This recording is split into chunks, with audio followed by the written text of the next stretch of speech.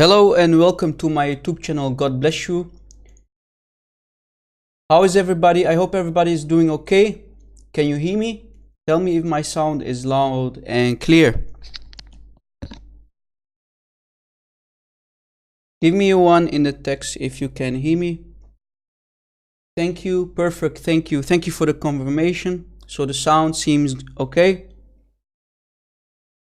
Thanks to the Lord. Welcome everybody. I hope you are having a wonderful time. Today we wanted to do another live show, and I think today's topic is going to be very important, like my last live show, because we're going to destroy many historical claims of Muslims and Islam. You know, Muslims, you really can't trust any Muslim, to be honest with you.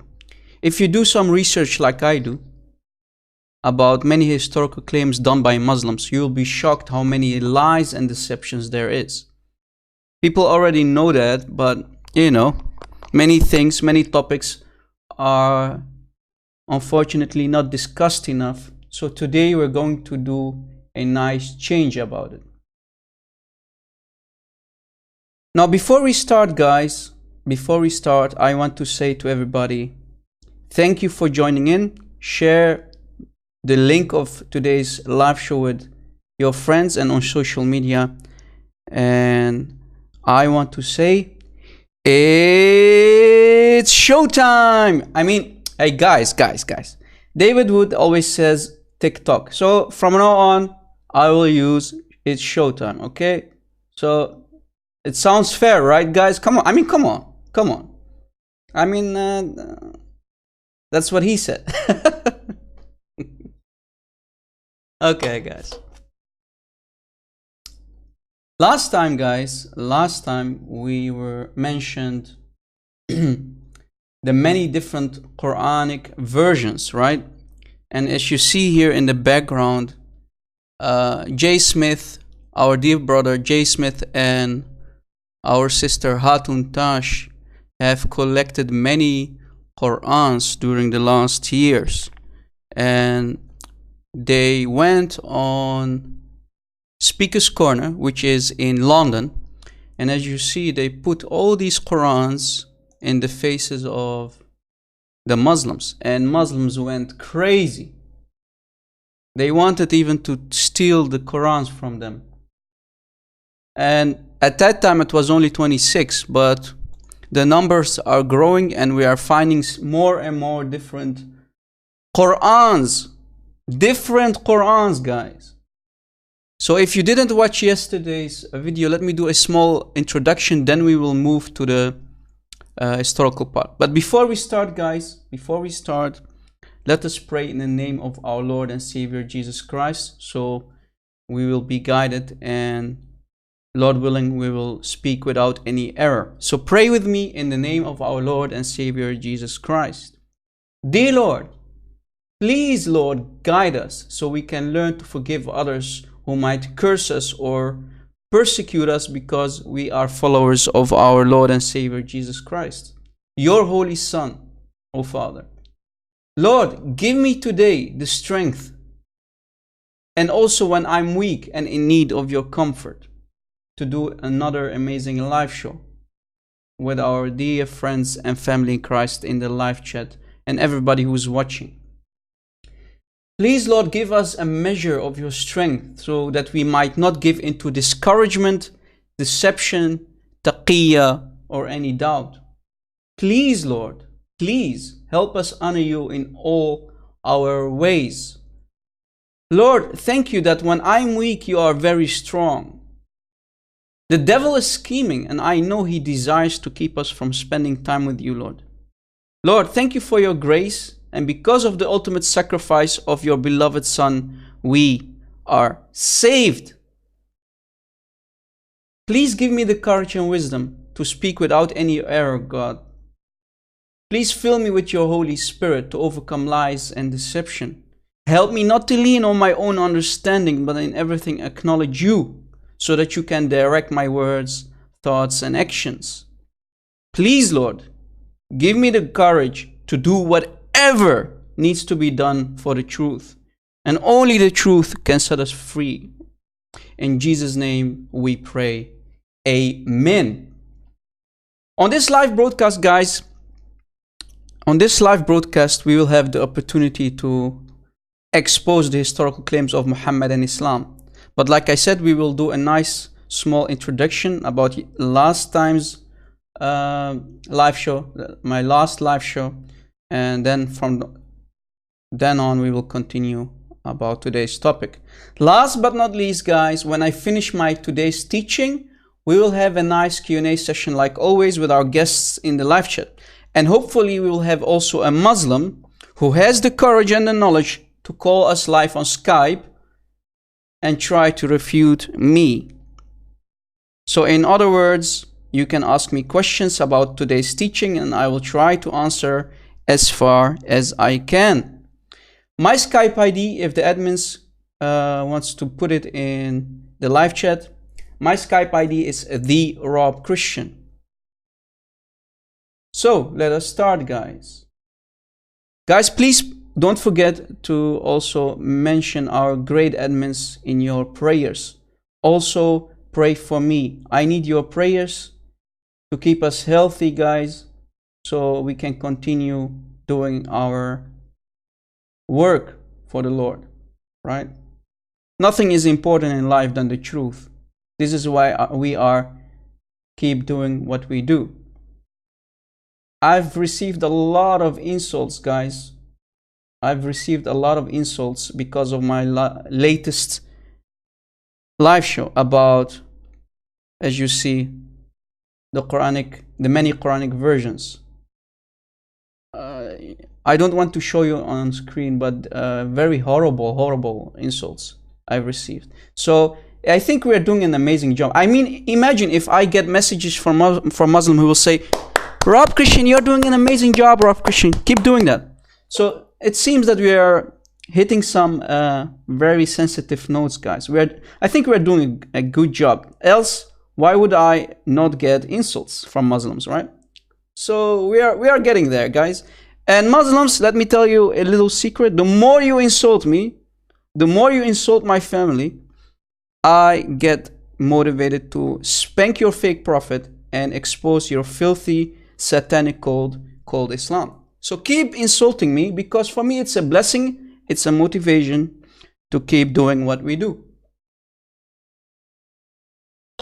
So, about yesterday's teaching, like I mentioned, the many different Quranic versions that we discussed, and we showed you in the last live show that even Ubay ibn Ka'b, guys, the Hafs version that the majority countries, especially Saudi Arabia, Egypt, and many other countries, it's from the recitation of Hafs. So they don't have the actual Quran of Muhammad. They don't have the actual Quran of Uthman. So it's lost. The Quran of Muhammad is gone.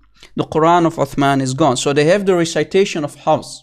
And we know that Hafs was a liar and a deceiver, right? He was a liar and a deceiver. And not only that, he was also a thief. He used to steal books and say, these are mine. So he said, I wrote these books, but he was a liar. It was not his own books. And he never gave them back to their real owners. So that's the Hafs recitation that they call the Quran. There is no real Quran anymore, guys. It's only a recitation from a guy that lived 200 years after Muhammad. So we showed you last time that Ubay ibn Ka'b, who is one of the four that was mentioned by Muhammad, he was having a discussion, and this is a Sahih hadith mentioned everywhere. You see how many sources? And this is according to this Sheikh Muhammad Salih al-Munajjid. This is from islamqna.info, guys. Very trustful source.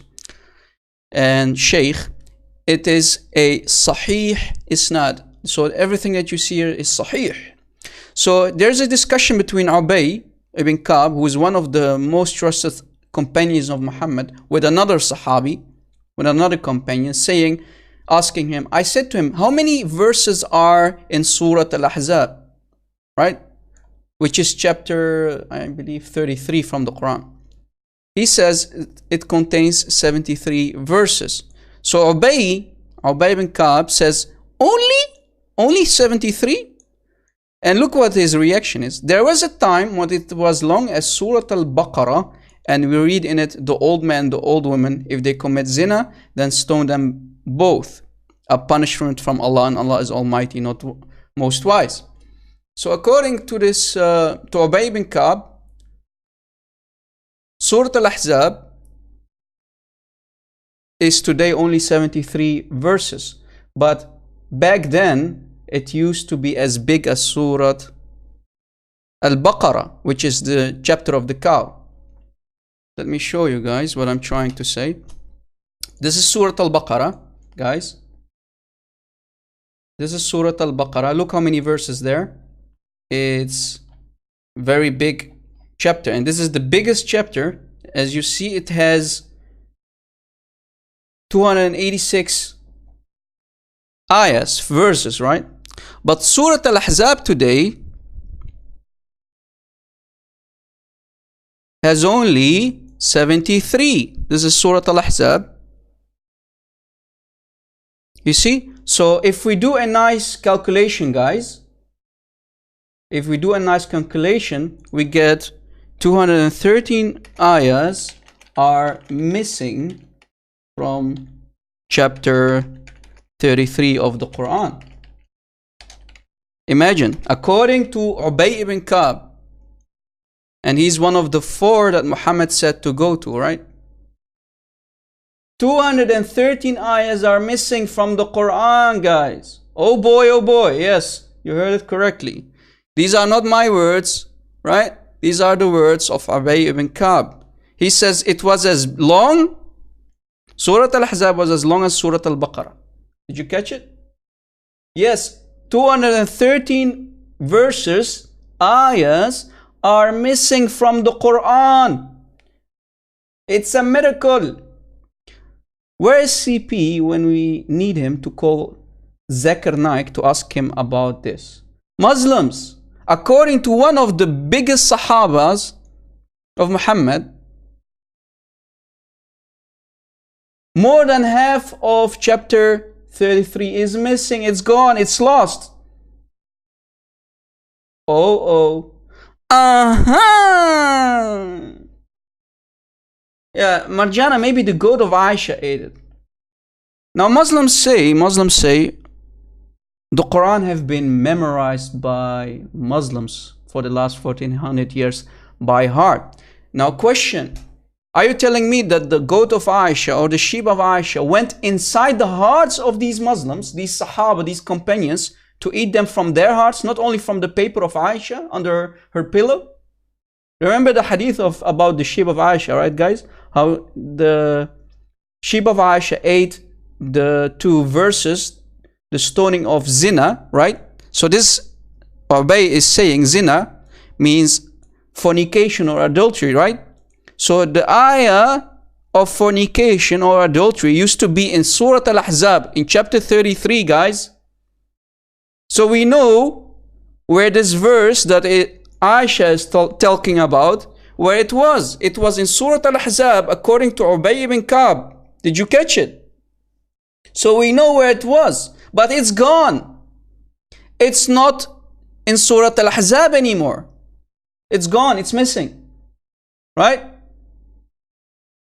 Muslims, I will give you $1,000 if you can show me the ayah of stoning people who commit fornication or adultery. I'll give you $1,000 if you can show me from this chapter the ayah of stoning someone who commits adultery in Islam. Sounds a fair challenge, right guys?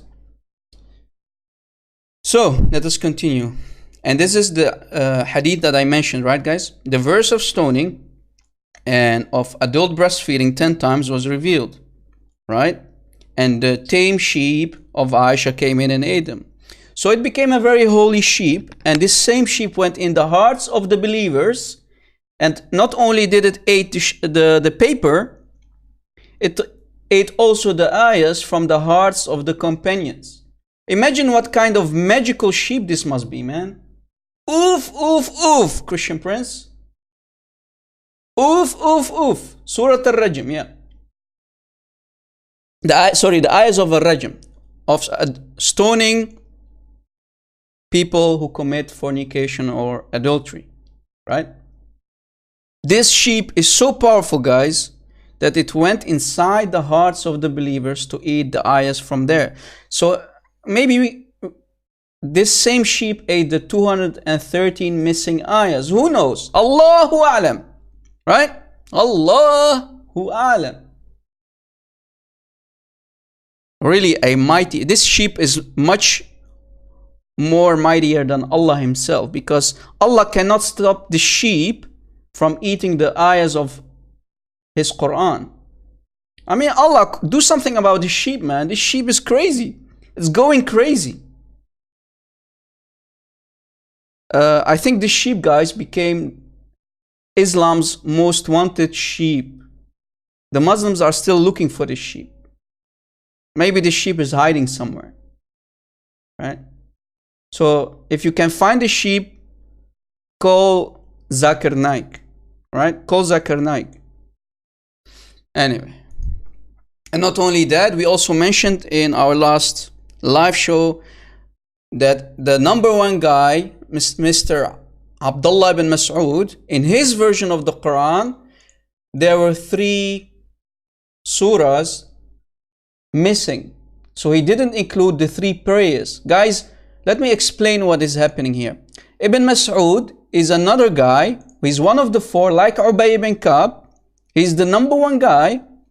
He didn't include chapter 1 that you see here in front of you to his Quran. Why? Because it's a prayer, right? Allah is praying here. Allah is saying, Allah guide us to the straight path. So Allah is asking Allah to guide him to the straight path. Allah is saying, it's you who we worship and we ask for help. So Allah is asking Allah. That doesn't make sense. So this guy was too smart to not include Surah 1, Surah 13, Surah 113. He also didn't include this one. You see, this is also a prayer.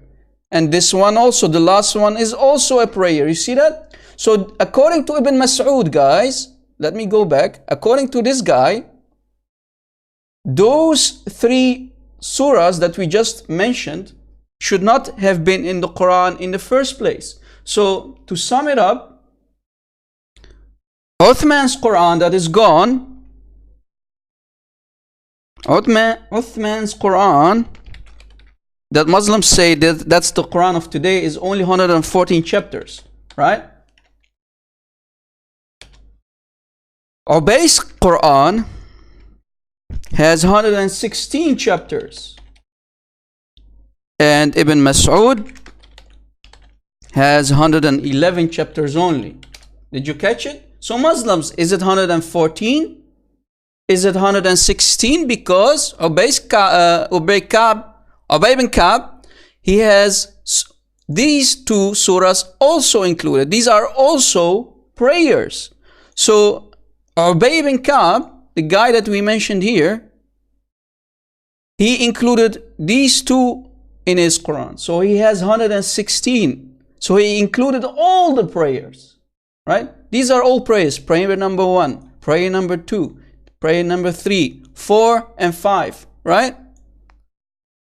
So Ibn Mas'ud removed those prayers. Did you catch it? Did you catch it, guys? Are you with me? Do you understand what is happening here?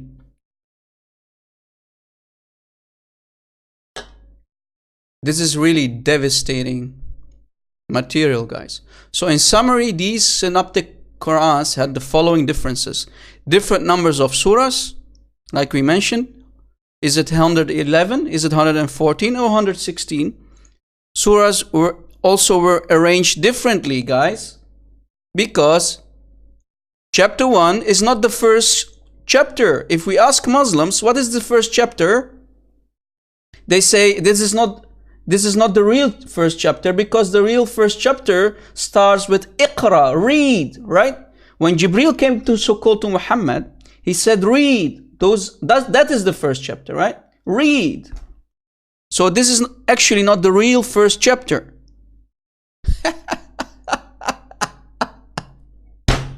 Lord have mercy. And different words for the same verse. And we showed you the last time that there are many different meanings in the same verses. We showed you guys, that from the same verse, as you see in front of you guys, this is, for example, chapter 57, ayah 24, from the Hafs version, the most used version in the world, in the Islamic world. Here you have a word, it says huwa, Allah huwa al-ghaniyu, right? Allah is the rich guy, right? Allah is the rich one, right? Allah is the rich. Here, this word that is circled here, you see that? It's missing from the Qalun and Warsh versions. So we have here one version, two versions, three versions mentioned. And these two agree with one another, but they disagree with the Hafs version. This is the same Hafs, guys, that we said that he's a liar and deceiver and a thief. Yo, what's up? Welcome, guys. Welcome for the people who just joined. God bless. So this word, guys, is missing from here. Do you see it? So, but Muslims always told us, not one dot has been changed from the Quran. Not one letter is changed. But here, there's a complete word missing. Guys, wake up. So Muslims, why did you lie to us? Why are you such liars and deceivers? Have you no shame? Shame on you, Muslims, for lying to us. Huwa is missing, right, guys? Do you see it? This is not the only problem. There are many examples like this, and we mentioned that in our last live show. So if you missed our last live show, we discussed many other things, right? And here's another example to, just to wrap it up. Here's another example. Chapter 66, ayah 12, right? So, because some Muslims will say, oh, this is only a minor thing. No, Habibi, no. To who are you lying? To Rob Christian? Here is an example where the Aqidah, Muslims call it Aqidah, where the doctrine is totally different. For example, let's say, God forbid, we find a gospel that says Jesus is not crucified, but we find another gospel where it says Jesus is crucified. So basically, that's what happened here, right? That's what happened here, because in this ayah, the doctrine, the aqidah is different. Why? Here is why. In this ayah, it says, وَكُتُبِهِ, whose books? The books of Allah. The Quran, for example, the Injil, the Gospel, right? The Torah, and the Psalms, which they call Az-Zabur, right? So here it's talking about all the books of Allah. So, but in the same ayah, from the Qalun and Warsh versions, they disagree with the Hafs version. Same ayah, guys, right? 12, you see that? Chapter 66, ayah 12, ayah 12. Different versions. Again, here it says, وَكِتَابِهِ, his book. Wait a second. Are you talking here about the Quran? Are you talking here about the Gospel? Are you talking here about the Torah? Or maybe the Psalms? Which one is it, Muslims? Which one is it? So here we have not only difference in meaning, because here this is about many books of Allah. Here it's only about one book. So the doctrine here is changed. The meaning is changed. Al-Aqidah, the Aqidah. Because Muslims cannot say, hey, Rob Christian, the meaning, no, it's the same. No, it's not the same. Don't lie. Because here we have a difference in Aqidah, difference in doctrine. Boom on your forehead, Muslims. Stop lying to us. Shame on you for lying for the last 1400 years. Right? You have been lying to us, to yourselves. Your imams have been lying to us for the last 1400 years. All right?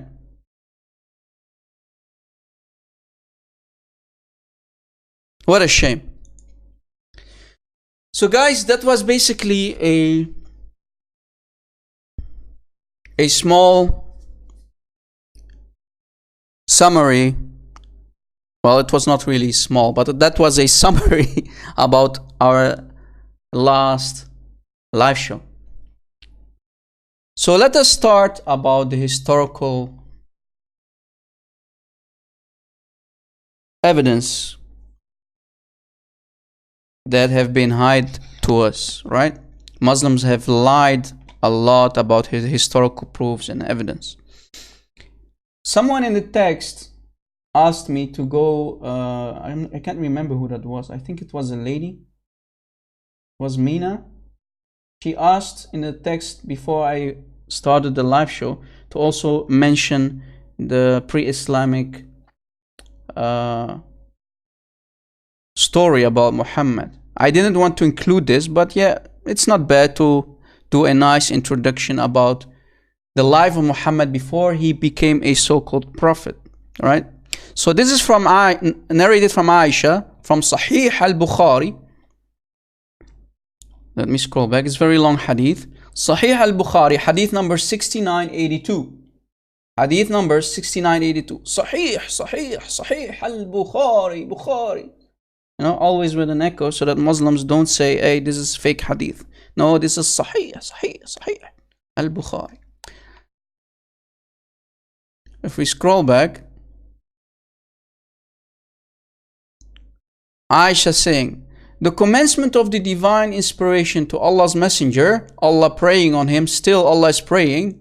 We don't know why Allah is praying. I mean, and when he prays, to who does he pray? We don't know. Allahu A'lam. Allah knows best. Was in the form of good, righteous, true dreams in his sleep. He never had a dream, but that it came true like bright daylight. Oof, oof, oof. Where's Christian Prince? Oof, oof, oof. He used to go in seclusion, the cave of Hira, where he used to worship Allah alone. Muslims question, if Muhammad used to worship to Allah, are you telling me that Allah was a well-known moon idol? So what Aisha is saying here, basically, Muhammad was a pagan. He used to worship Allah, the supreme moon idol. Oof, oof, oof. So thank you for telling us that Muhammad was a nice little pagan Abdul before he became a real Abdul. So he used to worship to the moon idol Allah continuously for many days and nights. So he was a nice little pagan sitting inside the cave. Right? He used to take with him the journey foods for that stay and then came back to his wife Khadija, his first wife, remember? Guys? To take his food, likewise again, for another period to stay. So he went again in that cave, right? Dreaming and trying to get messages from Allah, the supreme moon idol. So he was being a nice little pagan, meditating and whatnot in that cave. Lord knows what he did in that cave by himself. I mean, imagine guys, you are sitting, hello Tippy Bear, welcome to, God bless every admin guys, keep them in their prayers, in your prayers guys. Please pray for our admins, they are doing an amazing job. God bless you too, sister. Longiness of Jerusalem, you too, Phil Herrera. So Muhammad was sitting in a cave by himself. I mean, try to sit in a cave by yourself for a very long time. I think you will receive a lot of nice delusions, right? Camping inside the cave. What a nice story. Oof, oof, oof. Where's Christian Prince, man, when you need him? Till suddenly the truth descended. The truth descended? So are you telling me Muhammad had no truth yet? He was a nice little pagan? So the truth... Wait, guys, question. Are you telling me the truth is Jibreel? But last time I checked, The truth, Al-Haq, is one of the 99 names of Allah. Now, when the angel descended, so here, Jibreel is called the truth. So Jibreel and Allah are the same and one guy? They are the same guy? Uh-oh. Well, according to this hadith, guys, according to Aisha, the truth is the angel. So Allah and Jibreel are the same creature. Oof, oof, oof. Aha!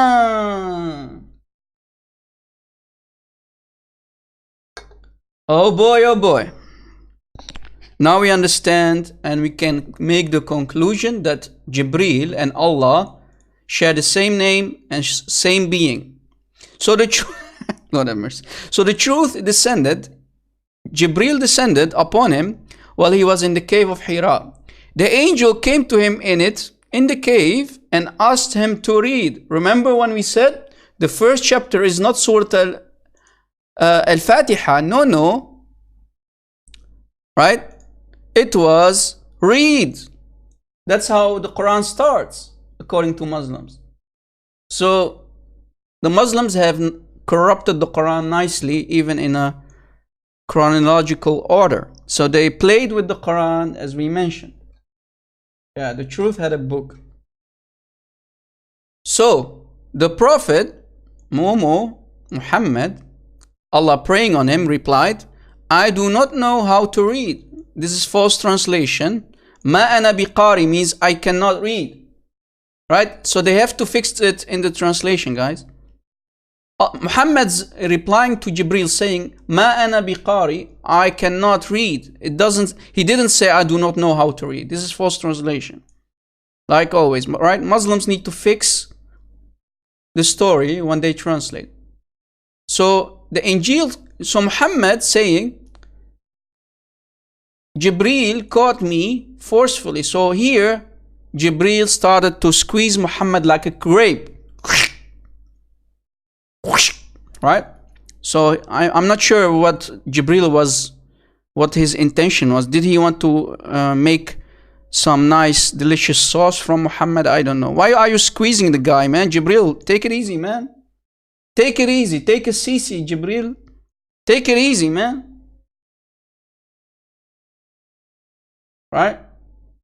Take it easy on Muhammad. So the angel caught Muhammad and squeezed him and pressed him so hard, and he's saying, I could not bear it anymore. So Jibreel was a really strong guy, man. He was manhandling Muhammad. I think Jibreel, we should tell Jibreel to first go easy on Muhammad, and next time when he comes to Muhammad, don't forget to say Salamu alaykum Muhammad. Peace be upon you, Muhammad.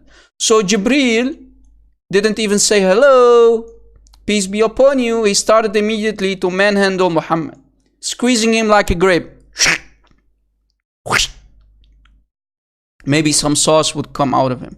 He then released me. So Jibreel released Muhammad and again asked me to read. So again, Iqra, read.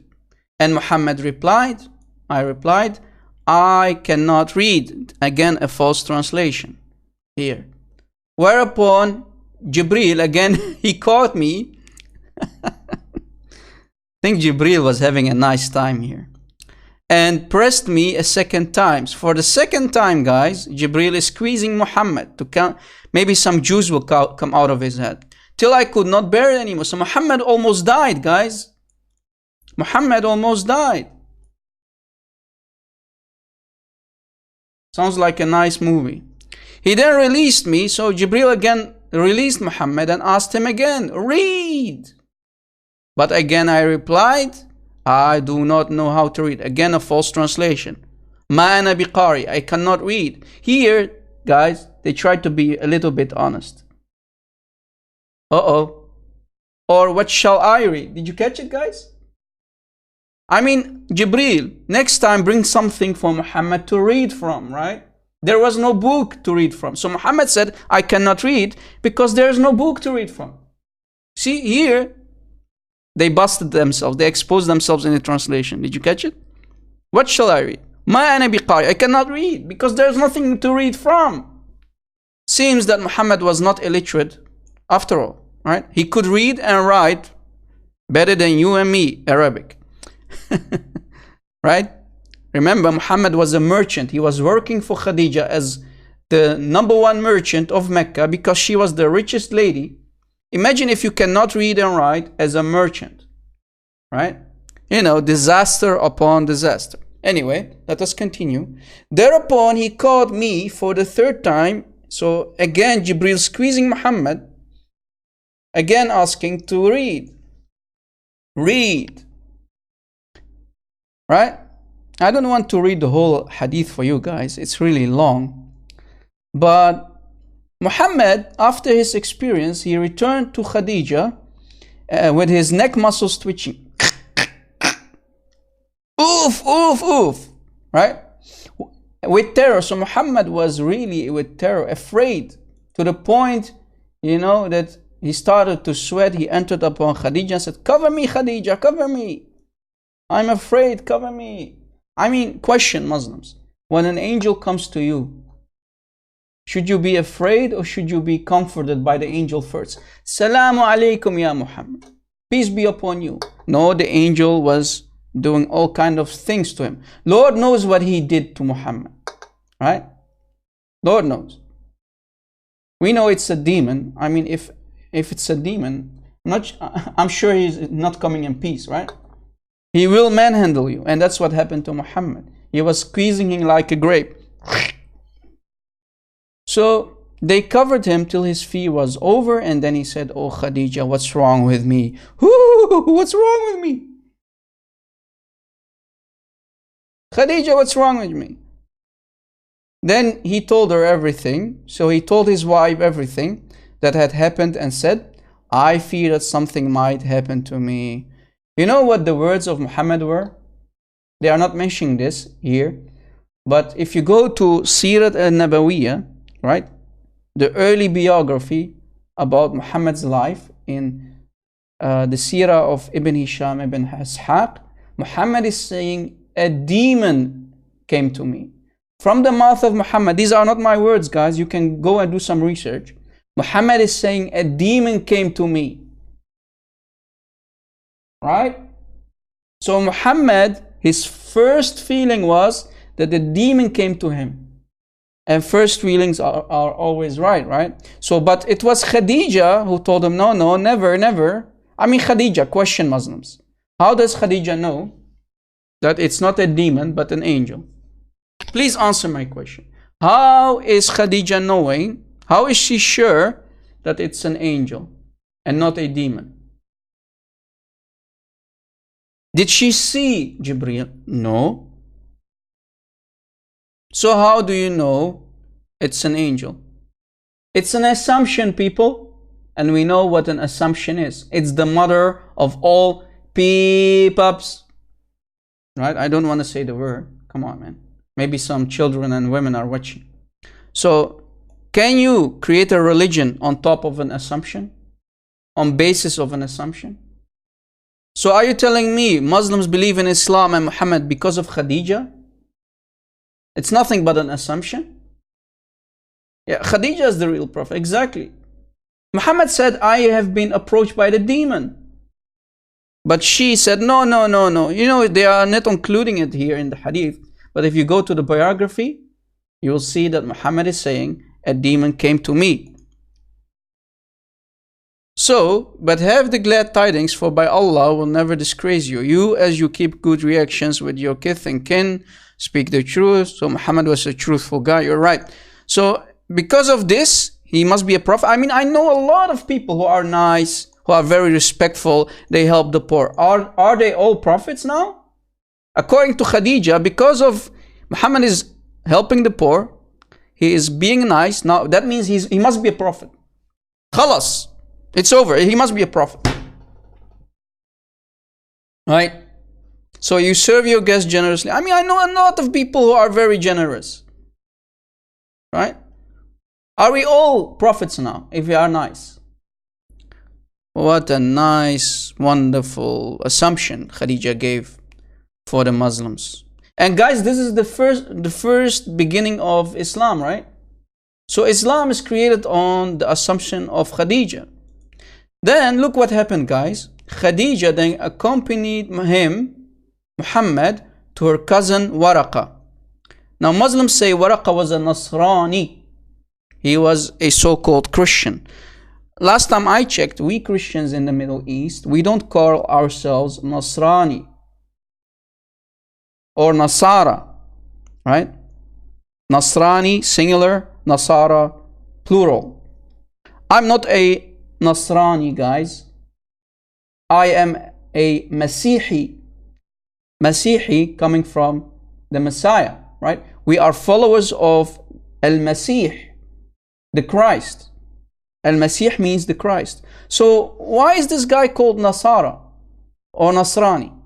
Lord knows. Allahu A'lam.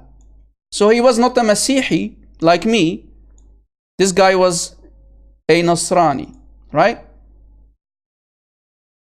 And look what it's saying.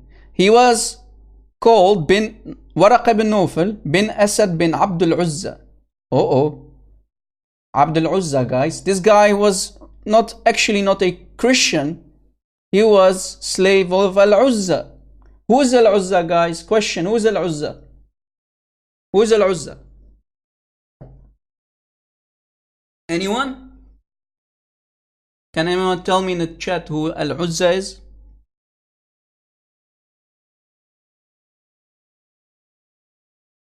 Pagan idol, thank you. So, Waraqa bin Nawfal and his family were nothing but pagans, worshipping idols. And Al-Uzza, guys, was one of the daughters, one of the 3 daughters, to be specific, of the supreme moon idol, Allah, together with his wife, the son, Akbar. So Allah and Akbar, the son, with his wife, had 3 daughters, and Al-Uzza is one of them. So Waraqa bin Nawfal, he comes from the family who were nothing but pagans, worshipping idols. Did you catch it? So Waraqa was the son of her paternal uncle, i.e. her father's brother, who during the pre-Islamic period became a Christian. Muslims, I will give you $1,000. I will give you $1,000 if you can show me the word Christian in the Arabic text here. I will give you $1,000 if you can show me the word Masihi. Guys, it says Christian, right? Where's the word Masihi in this text? I will give you $100,000. I don't have that money, but you know, we have a lot of supporters. I'm sure a lot of you will help me out to hand over the $100,000 if they can show me the word Christian, this word here in the translation in the Arabic text. The word, guys, is Tanassar. Tanassar means he became a Nasrani. Nasrani does not mean Christian, guys. Like we said, Christian means in Arabic Masihi. I'm a Masihi, I'm a Christian. So see, guys, how they are playing with the translation, right? Playing with translation. And this guy used to write the Arabic writing and used to write the Gospels in Arabic. So this guy, this Waraqa bin Nawfal, guys, he could speak and write Aramaic like I do. I know Aramaic too. I'm an Assyrian Christian who speaks Aramaic. So this guy was translating the Gospel. He had access to the Gospel. You see, it was not corrupted in the time of Muhammad. You see, Muslims say the Gospels have been corrupted. Liars. Clearly, Muhammad had access to the Gospels in Aramaic. Also, it seems in Arabic. So it was not corrupted. Right? Yeah, Waraqa means paper. Exactly, Tipi Bear. So it seems that in the time of Muhammad, the Gospels were not corrupted, right? According to Islam. So, question, Muslims, when did the Injil, the Gospel, became corrupted? After the time of Muhammad? Seems that the Muslims collected all the Injils and started to corrupt them, right? You know how many copies of the Injil was there in the time of Muhammad?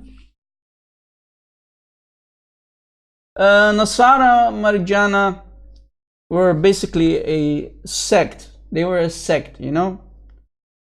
Some people say they were like people like Jews. They were Jews. Some others say they were like a Christian sect who were kicked out of the church.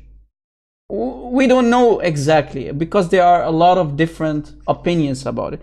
That sect, guys, that sect, the Nasara, they don't exist anymore. Muhammad kicked them out. He got rid of them.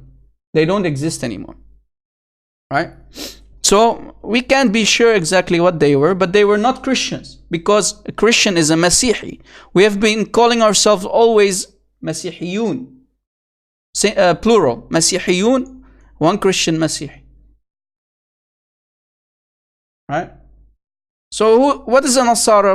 We have no clue, to be honest with you. I never met a Nasara before. Did you meet a Nasara before, guys? I didn't. I never spoke to a Nasara guy before. Or Nasrani in this case. So, what is happening here, guys? Waraq ibn Nawfal was translating the gospel for Muhammad. This is why Muhammad could steal many stories from the gospel. Right? This is why Muhammad is talking nonsense about Jesus in the Quran. Right? Right? Now you understand, right? Now you understand. So, Waraqah was translating Gospels for Muhammad as Allah wished him to write. Wait a second, Muslims. Are you telling me Waraqah now became a prophet too? Because here it says Allah wished that Waraqah was writing for Gospels in the Arabic. Now, Waraqah is a prophet in Islam too? But Muhammad can read. That's a lie, my friend. Muhammad can read and write very good. Actually, Muhammad can write and read very good. He was not an illiterate, right? Let me see if I can find for you that hadith. Just a second.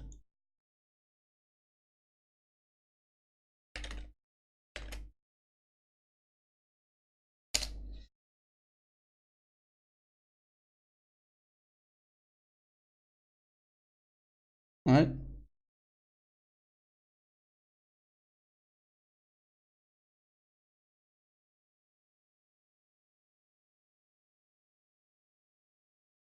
Let me show you.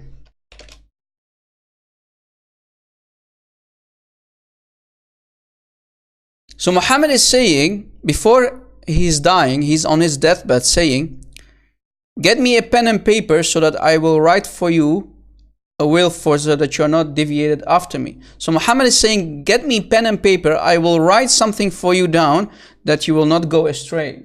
This is from Sahih al-Bukhari, guys. Right? This is from Sahih al-Bukhari. Right? Did you catch it? Not my words. This is Sahih al-Bukhari, the second most trusted source after the Quran in Islam. Right? So Muslims can't say this is a lie. Did you catch it?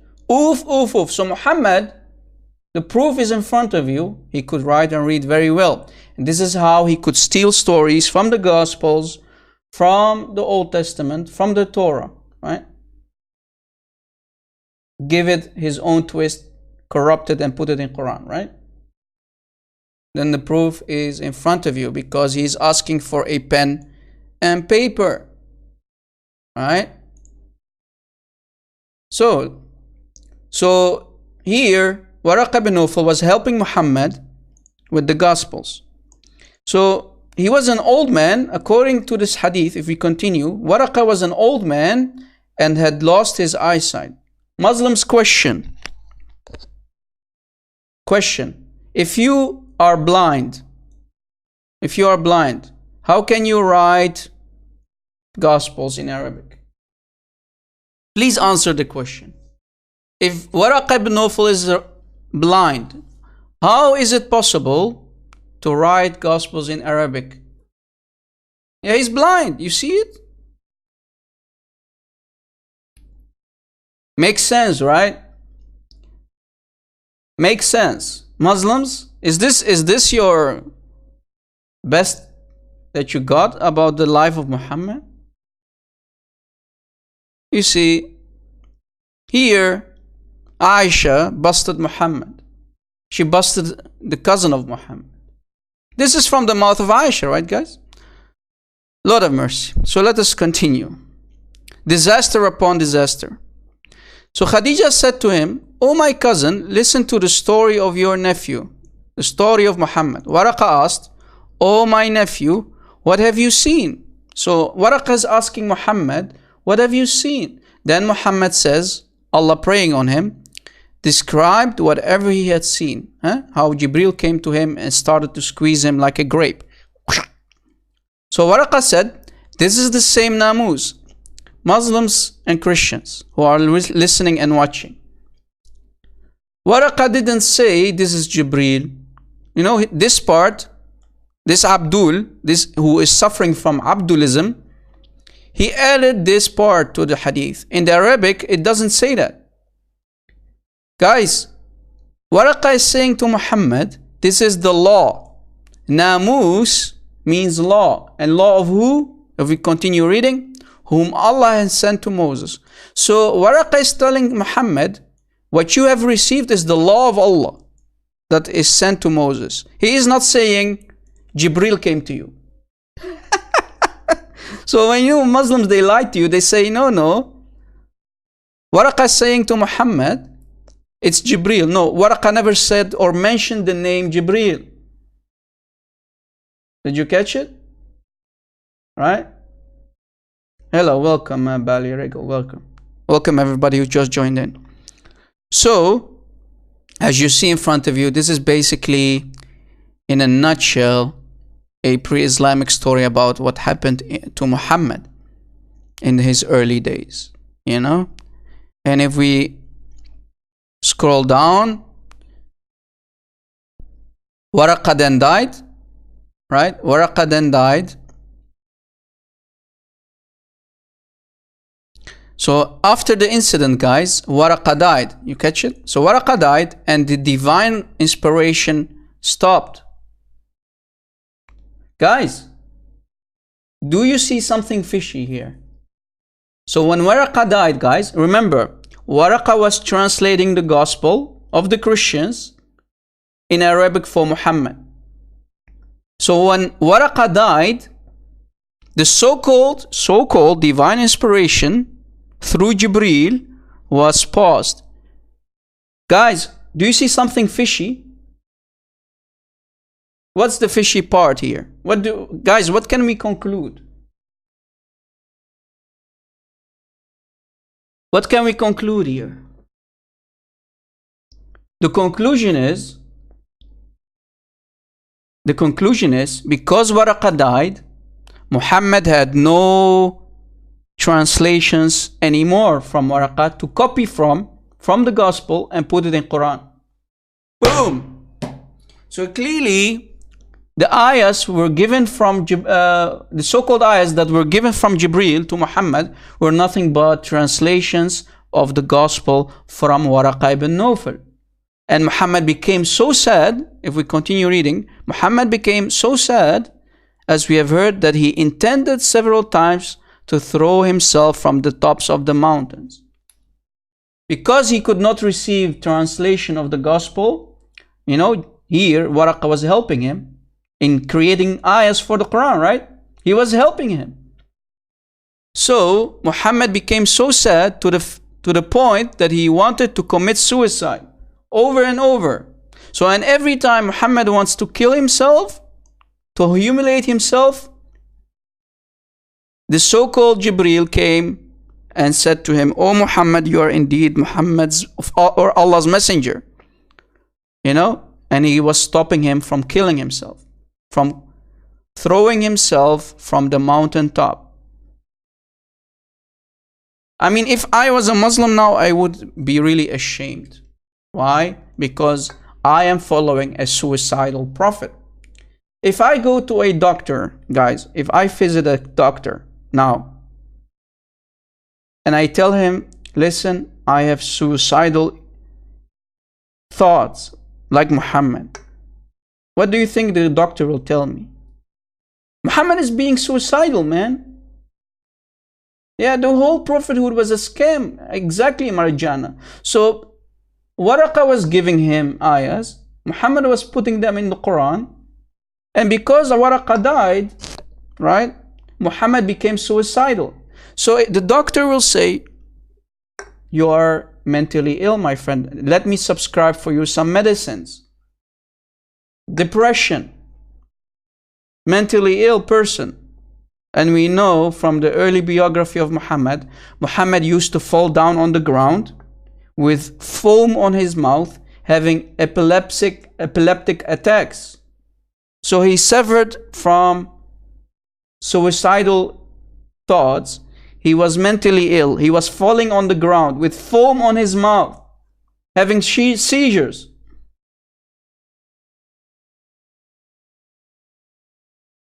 Right? Is this a normal person, guys? Does this sound like a normal person to you? Having suicidal thoughts? Wanting to kill himself over and over? Not once, not twice, but at least 3 times. Yeah, shaking too hard, epileptic attacks, schizophrenia. Yeah. When you ask a Arabic speaker, what can you make a conclusion? He will say, this is schizophrenia. That's how we call someone who's schizophrenic in Arabic. Schizophrenia. Right? See? Every time Muhammad wants to kill himself. Every time. Over and over.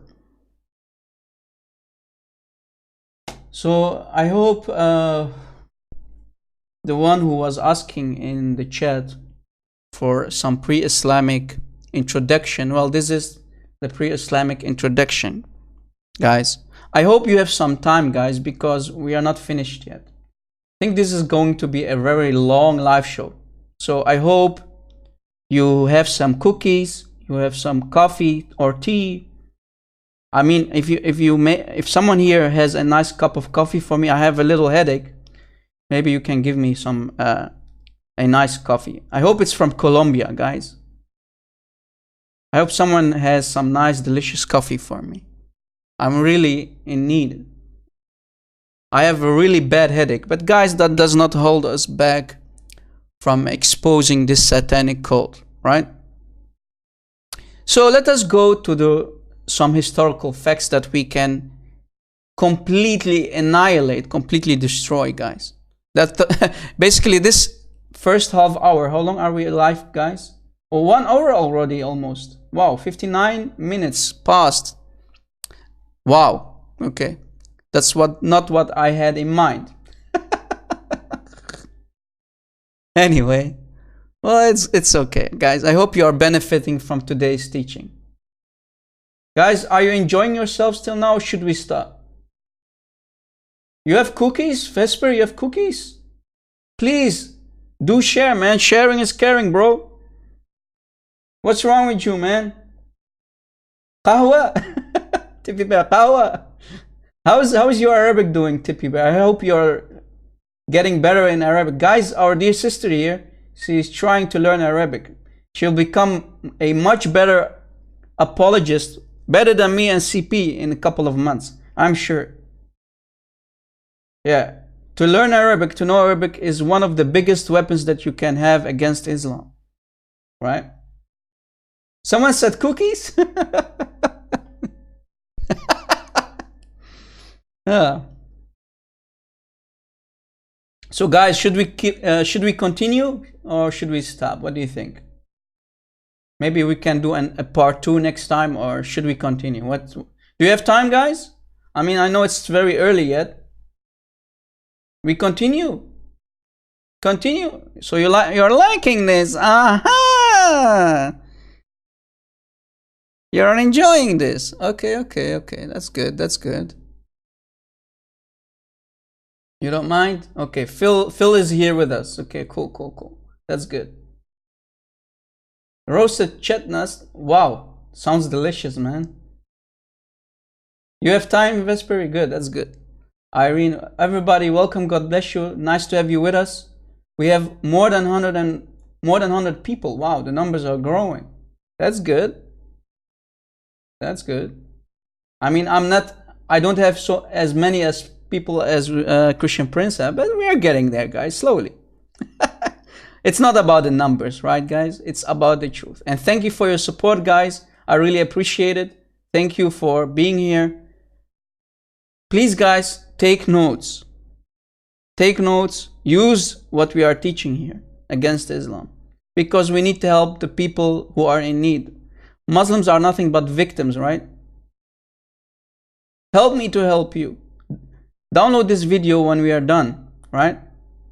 Download it, cut the parts that you like, and upload it on your social media accounts to help those poor victims that have been lied to all their lives. That's good, Tamara. Keep doing that, sister. So, let us continue, guys. Can we conclude, guys, after what we have talking about more than an hour now, that Muhammad is nothing but a fake prophet, a wolf in sheep clothing, right? Getting ayahs from Waraq ibn Nawfal and putting them in the Quran, you know? And clearly, Muhammad had access to the uncorrupted Gospels, because Waraq ibn Nawfal, as we were reading for you, he was translating from the Gospel for Muhammad. Hey, Habibi, welcome, Habibi. Habib al-Laglab, yeah, you know, you speak Arabic, bro? I can't pronounce your name. You're one of our dear Russian friends. Habibi Akhi. Wow. I think a lot of people are learning Arabic here. That's good, man. Maya Maria is asking, is the Arabic used in the Quran the same with the Arabic used today? Well, Maya Maria, Muslims will say yes and no. They will say that the Quran is the basics of the Arabic language, the basics of the Arabic grammar. That's false, right?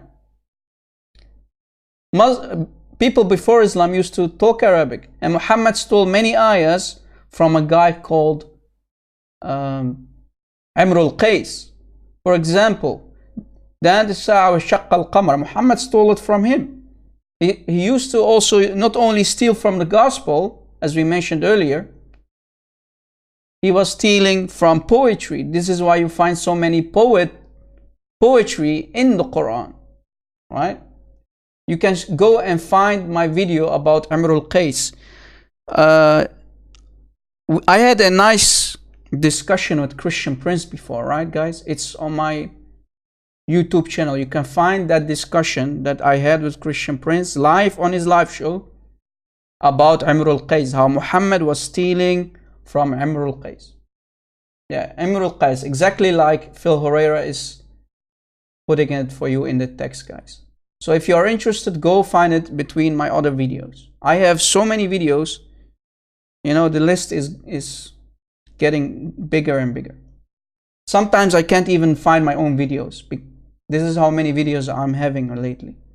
Yeah, look it up, guys. If you're interested about my conversation with Christian Prince about Amr al-Qais, go find that video. It is between my other videos, right? So let us continue, guys.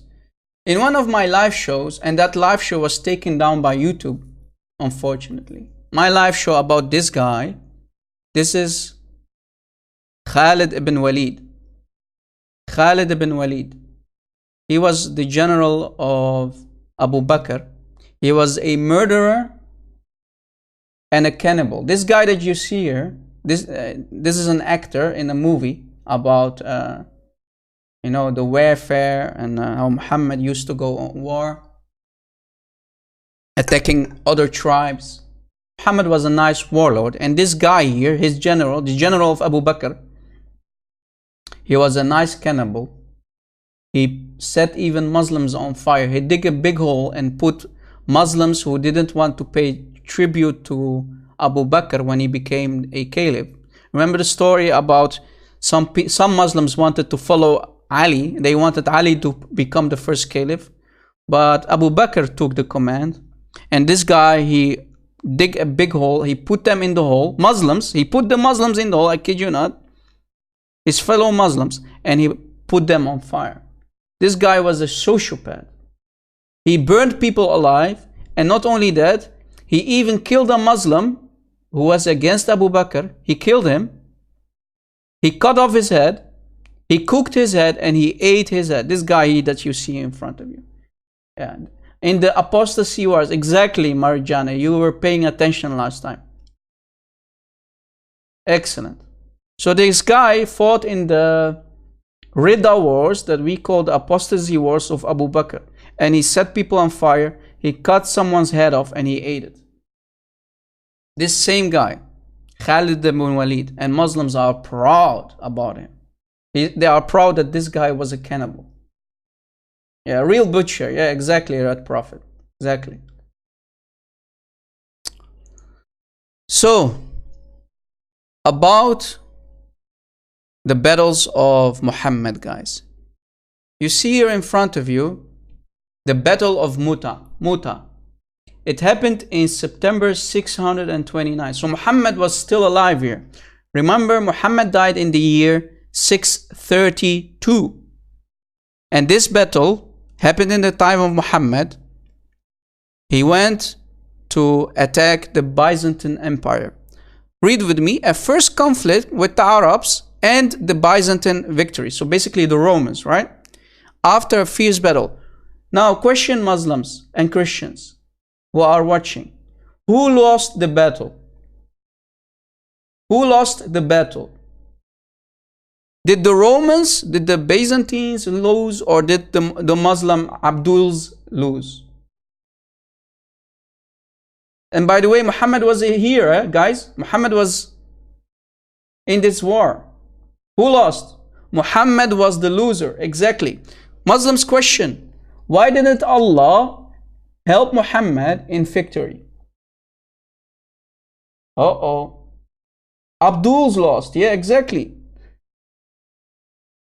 So this happened between the Arabs, the Muslims, and the Romans near the village of Muta, which is close to Karak, a city in modern Jordan. So it happened in today's Jordan, right? Where later the Crusaders built one of the biggest castles in the Middle East.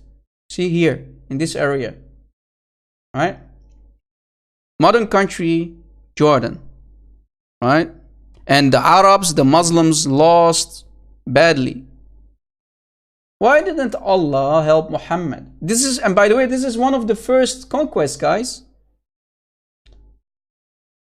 Muhammad was, his ass was kicked here badly. Allah was sleeping, yeah. Allah was sleeping. Allah was da'if. And this, and you call this a prophet, guys? I mean, come on. And this is the beginning. Here Muhammad started to raid the Christians, right? He wanted the yellow blondies. Remember the yellow blondies? Muhammad told to go get the yellow blondies. And one of the Sahaba, guys, he said, no, you know, I don't want to, because I can't hold myself back. Because I'm going to get the yellow blondie women, the wives of the Romans. I will rape them one by one. So you know what this guy said to Muhammad? Please don't allow me to come with you. I am such a rapist. I will rape them one by one. This sounds like a very beautiful companion of Muhammad, don't he? I mean, this guy is saying, he is being honest. Muhammad, if I'm going to participate with you in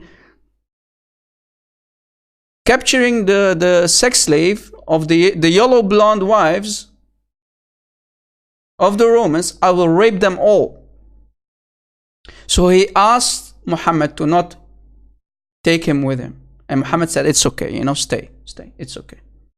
At least he's honest, right? This is in the Quran, guys. I'm talking about the Quran.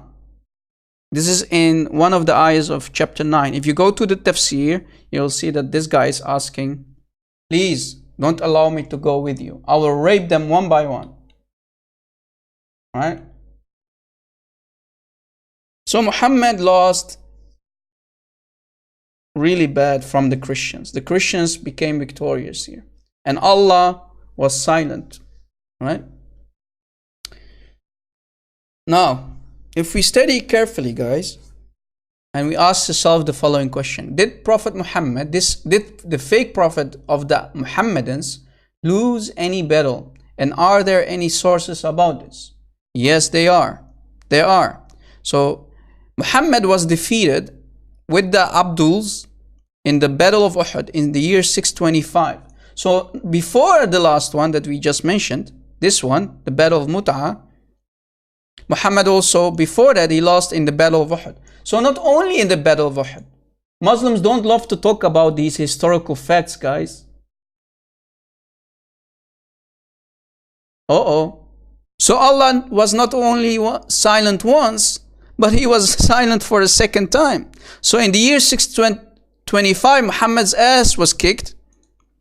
He lost the battle. And also in the second war in 629.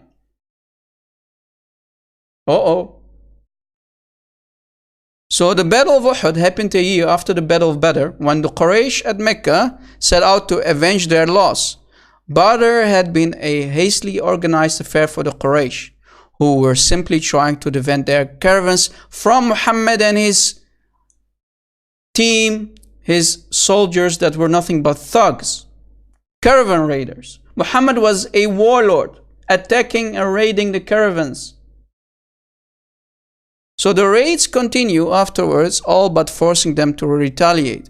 So Muhammad not only was defeated by the Christians, he was also defeated by the pagans. Where is Allah when you need him, Muslims? Where is Allah when you need him? Allah allowing Muhammad to be defeated not only by the Christians but also by the pagans.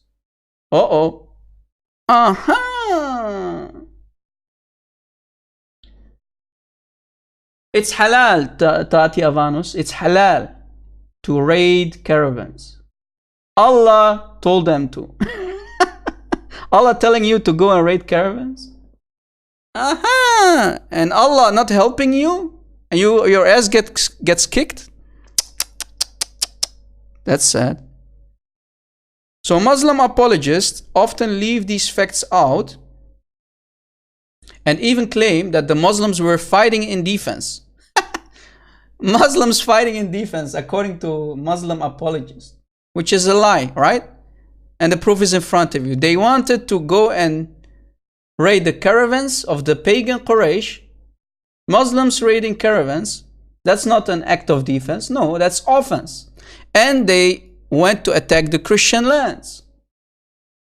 Is that defense, Muslims? Liars, you filthy liars. You see? Filthy liars, man. How many times have you heard from Muslims, we only attack people who attack us, which is a lie. That's not true. They were ones who were starting. They were the ones who attacked Syria. They are the ones who attacked Egypt. They are the ones who attacked north of Africa. How do you think that Islam spread? By the sword. You're liking this teaching? That's good, guys. That's good. Hope you're keeping awake. Hope the coffee is flowing, guys, and the cookies are crumbling, right? But please do share with me, guys. I have nothing to drink. I have nothing to eat. Sharing is caring, right? So we continue, guys. What did Muhammad say in the Quran?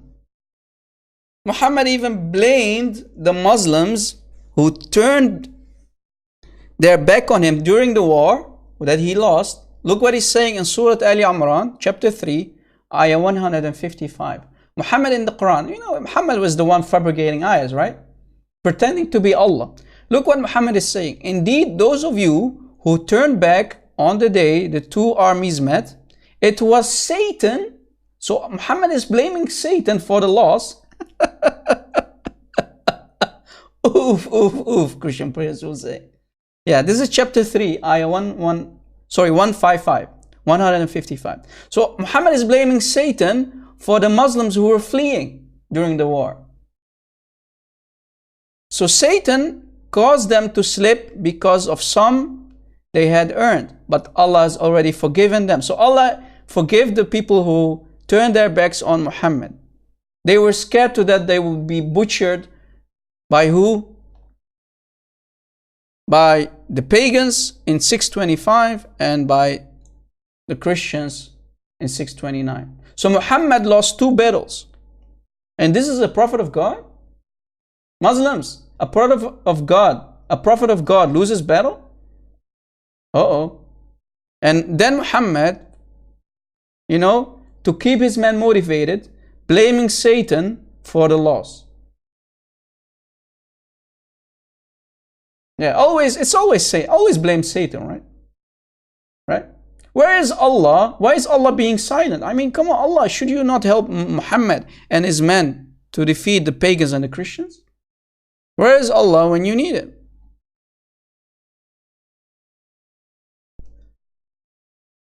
Guys, who is this guy? I mean, look at this, man. What a nice, beautiful drawing. Who is this guy? Anyone knows who this guy is that you see here in front of you? Who is this guy, man? Who is this, guys? Is this Satan? Is this Allah? Or is this Buraq? Are you sure? Is this Al-Buraq? Are you sure, Phil? Are you sure, John? Who is this guy? This is Jibreel? No, guys, this creature that you see here is Al-Buraq. Okay? Half human, half mule, donkey, whatever, right? Now, this beautiful creature here, mystical creature, is the invention of Muhammad. Right? Muhammad was having a nice dream, whatever you want to call it.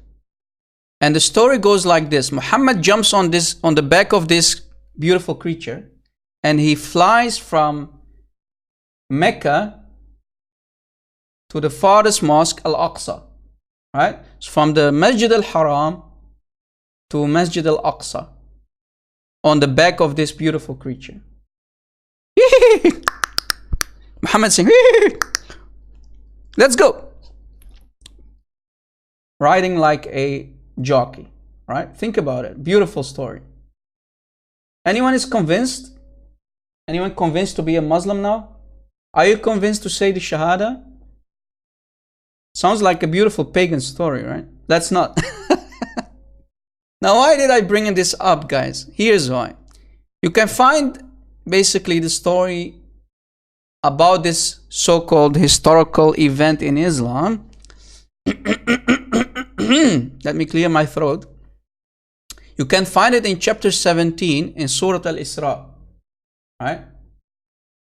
The story about this creature, Muhammad jumping on his back and flying from Masjid al-Haram to Masjid al-Aqsa. Now, guys, this is basically the main topic of today that I really wanted to discuss about. Muslims have always claimed, when we ask them, where is Masjid al-Haram? They say this is Mecca. Okay. But where is Masjid al-Aqsa? Guys, where is Masjid al-Aqsa? They will tell you, Muslims will tell you, without any evidence, without any shame, they will say this is Jerusalem. Question, do you see Jerusalem here? Do you see Jerusalem anywhere? No. Yeah, they will say it's Jerusalem. So Muhammad traveled on the back of this half human being, half donkey or mule or whatever this creature is. He jumped on his back, he flew from Mecca, from Masjid al-Haram to Masjid al-Aqsa. So from here to here. There, right? Question, Muslims. When was Masjid al-Aqsa built? Anyone have a nice idea? When was the Masjid al-Aqsa built? Yeah, this is a religion?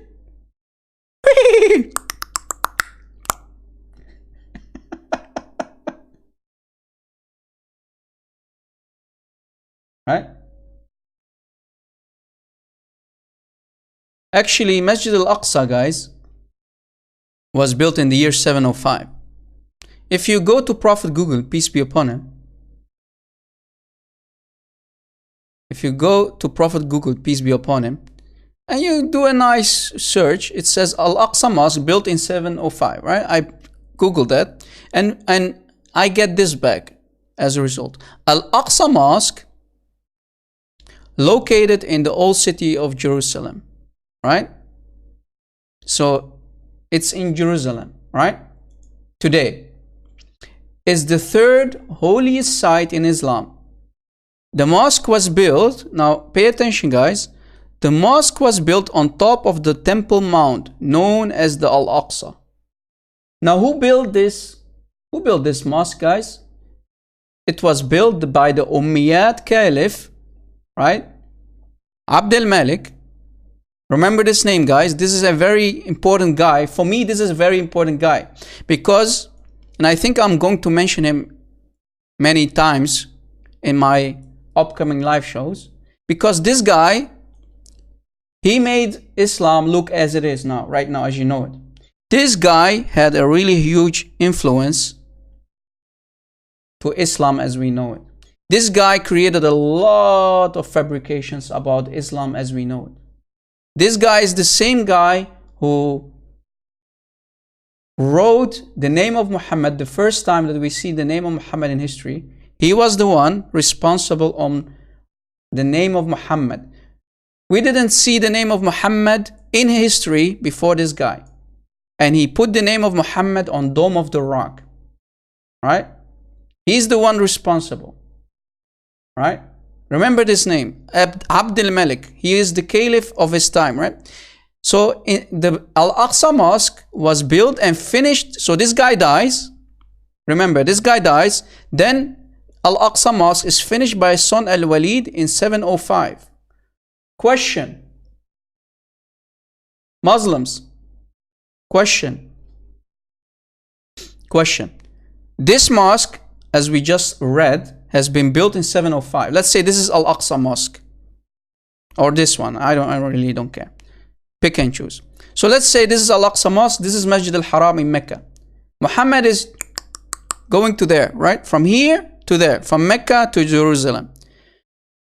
Muhammad died in 632. Guys, Muhammad dies in 632, right? In the year 632. Al-Aqsa, as we just read, was built and finished in 705. Are you telling me, Muslim, question, are you telling me that Muhammad, after his death, he jumped on the back of this guy again and he went in the future to visit Al-Aqsa Mosque? Remember, Muhammad died in 632. Right? 632. Are you telling me this creature can go in the future? Beat me up, Scotty. Time travel. Yeah. So this creature can go do time travel. This is a time travel machine. Of course, this doesn't sound fishy, right, guys? This doesn't sound fishy at all. Time travel machine? Muhammad could do time travel machine? Can you say the reference always? Sorry, what do you mean? I don't know what you're saying. So Muhammad did some nice time travel because he died in 632, but this mosque was built much later. Let's say this mosque was built much later in 705. Muslims, you really have a problem with history. You Muslims need to think. How is it possible for Muhammad dying in the year 632, going to the future to visit a mosque that was built much later after the death of Muhammad? So how do you claim that Al-Aqsa Mosque is built in Jerusalem? It didn't exist yet. Uh-oh. Oh boy, oh boy.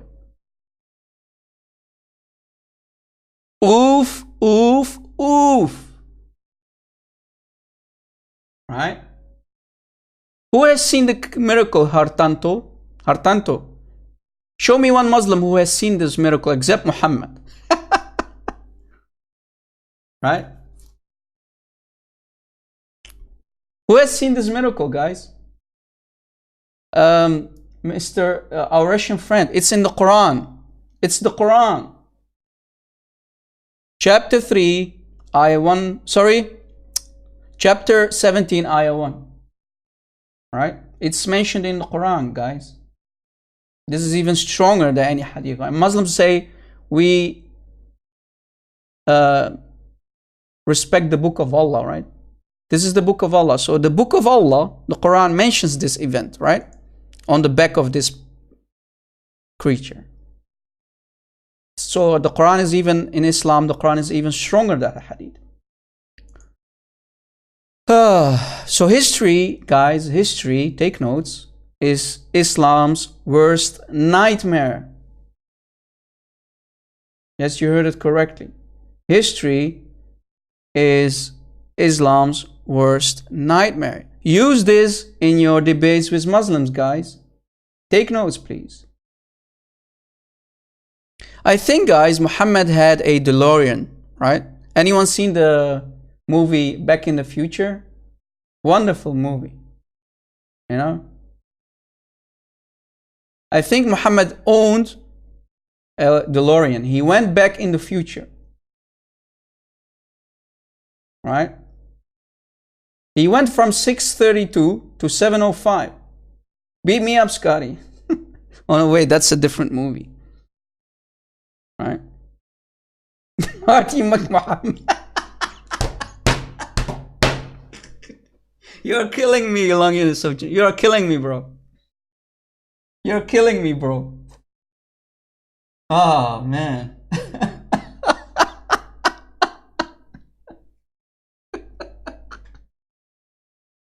Let me drink some water, man.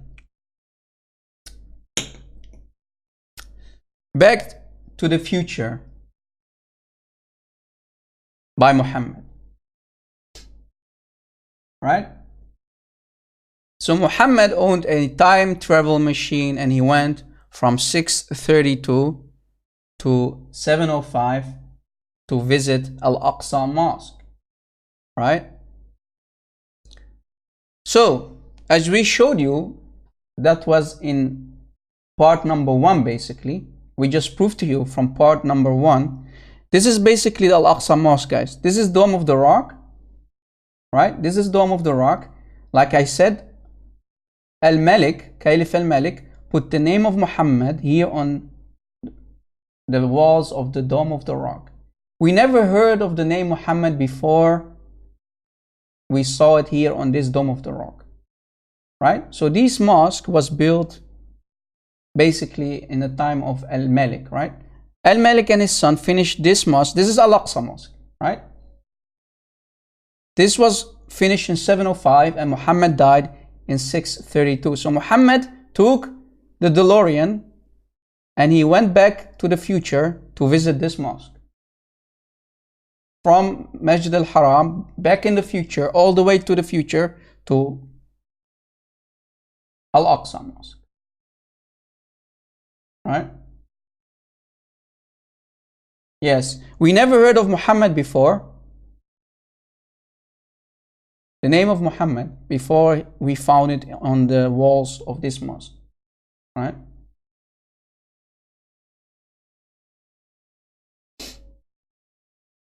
Do you guys like this teaching, guys? You like this teaching? I hope you're enjoying yourselves. But we have another problem, guys. We have another problem. Remember, didn't I say that Islam's worst nightmare is history itself? Muslims, guys, take notes, please, for the truth. Take notes. Muslims claim, when we ask them, how is it possible that Muhammad went back in the future to visit this mosque? Muslims have an answer for this. They say, oh, no, wait. This was the temple of Solomon, the second temple. But wait a second. The Romans, if we do some Google search, we ask Prophet Google to help us out. The Romans destroyed the temple of Jerusalem in the year 70 AD. In the year 66 AD, the Jews of Judea rebelled against their Roman masters. In response, the Emperor Nero dispatched an army under the generalship of Vespasian to restore order. That same year, the Emperor Nero died by his own hand, creating a power vacuum in Rome. So the Romans, guys, when Muslims are going to say, no, Muhammad visited the temple of the Jews, that's a lie, because there was no temple anymore. It was destroyed by the Romans. Did you catch it? So either way, you cannot have a cake and eat it too, Muslims. History is still your worst nightmare. You see how history is exposing the lies of any Muslim? Right? Yeah, the Prophet used Ahmar. Yeah, that's right. He used a donkey. Right? History is Islam's worst nightmare. So either way, Muslims, you have to deal with history itself.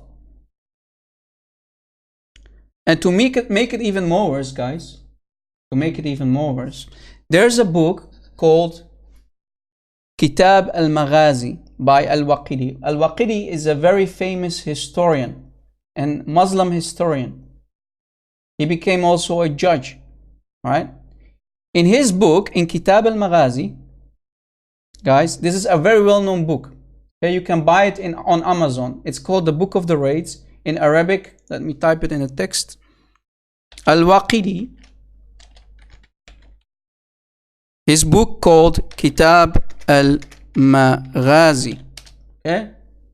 If you are interested in historical books about Islam, you should buy this book. Right? Very famous book in Islam, very trustful source to go to when you want to learn about. It's also translated, by the way, but the translation, let me be honest with you, it's a lie. Because if you open the first page, it will say, the guy who translated this book, if you read the book in Arabic, totally different than English. But if you read the book in English, it says all the wars that Muhammad did were defense wars, which is a lie. We just mentioned Muhammad attacked the caravans, which is not defense, offense, and he attacked the Romans, and he lost both. What about attacking Egypt? What about attacking Syria and all the countries that he attacked? And much later, Muslims also conquering lands. So don't lie to us. Right?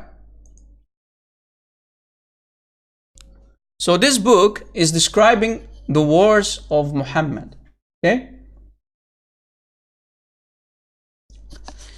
I want to play a video for you guys. Do you know, have you heard of Zakaria Butros, guys? Do you know Zakaria Butros? Have you ever heard of this name before? Anyone heard of Zakaria Butros?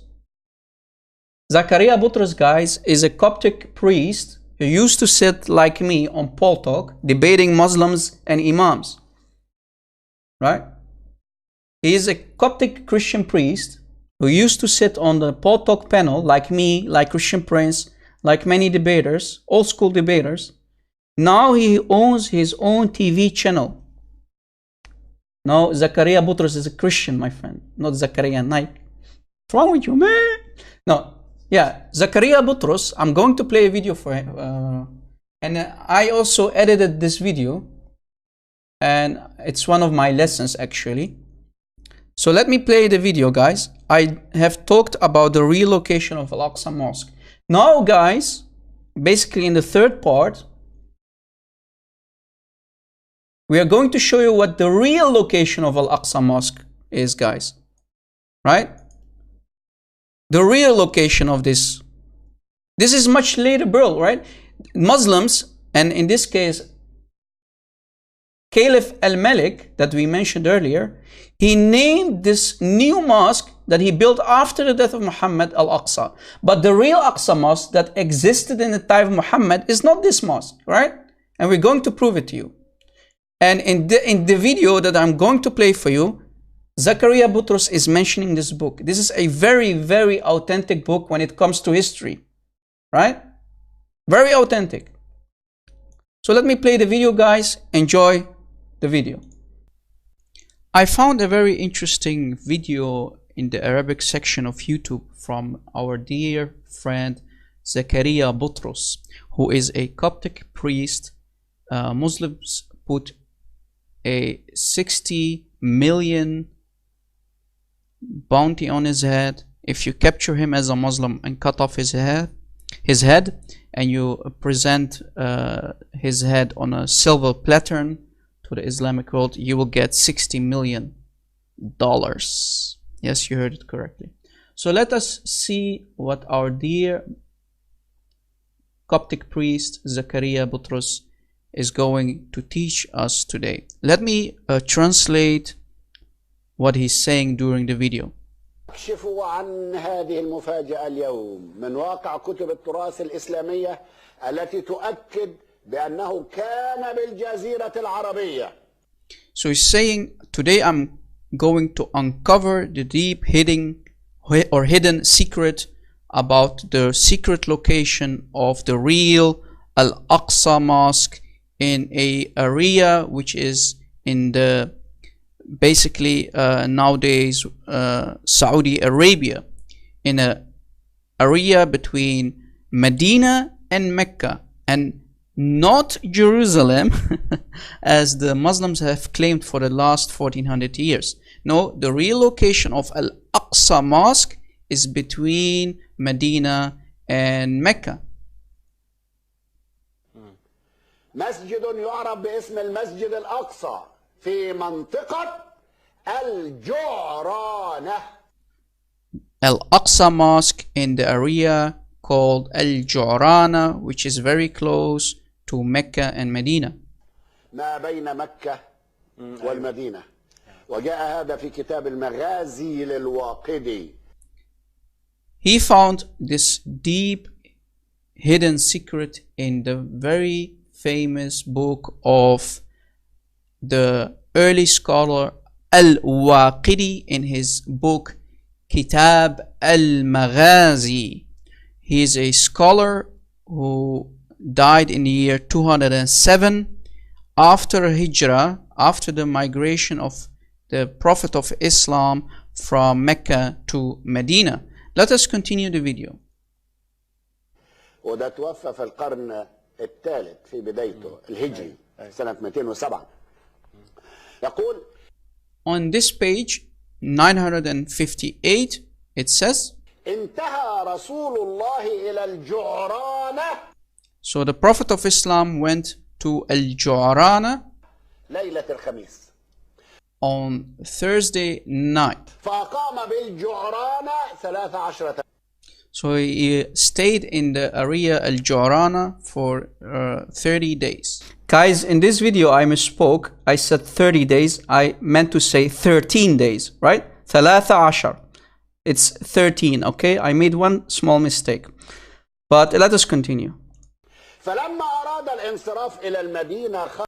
So when he wanted to go to Medina, he went from Al-Ju'rana in the night. So he went from Al-Ju'rana, from the Al-Aqsa Mosque where he was staying. Did you catch it, guys? So Al-Aqsa Mosque is in Al-Ju'rana area. And let us see where Al-Ju'rana is.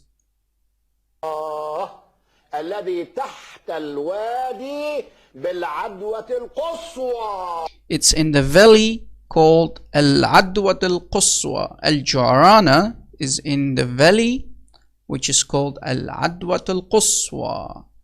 So I did a nice Google Maps search, right? I did a nice Google Maps search to see where this Al-Ju'rana is, guys. Please pay attention, guys. Okay? This is Al-Ju'rana. I did just a second. Do you see it, guys? Do you see it? I did a Google Maps search from Al-Ju'rana that was just mentioned. Guys, are you with me? Give me one if you're still with me. I hope you're not falling asleep. How many people are still here, guys? I hope you paid attention to what Zakaria Botros was saying. So he said, the real Aqsa Mosque that is mentioned in Kitab al-Maghazi, right, by Al-Waqidi, that you can find on Amazon. You can buy this book. This is a well-documented historical book about the wars of Muhammad. And I did a nice Google Maps search. I put in Al-Ju'rana, Saudi Arabia. This is Al-Ju'rana, guys. From Masjid al-Haram to Al-Ju'rana. It's only a 31-minute drive with the car. Did you catch it? It's only 31 minutes. Now Muslims have claimed and have lied to us for the last 1400 years that Al-Aqsa Mosque is in Jerusalem, which is a lie. So Muhammad went from here with his buraq, with that donkey, half mule, half human being, on his back, from here to there only, not to Jerusalem. Muhammad was staying here, then he went there. 31-minute drives, guy. This is Al-Ju'rana. Did you catch it? This is Mecca. Yeah, hybrid.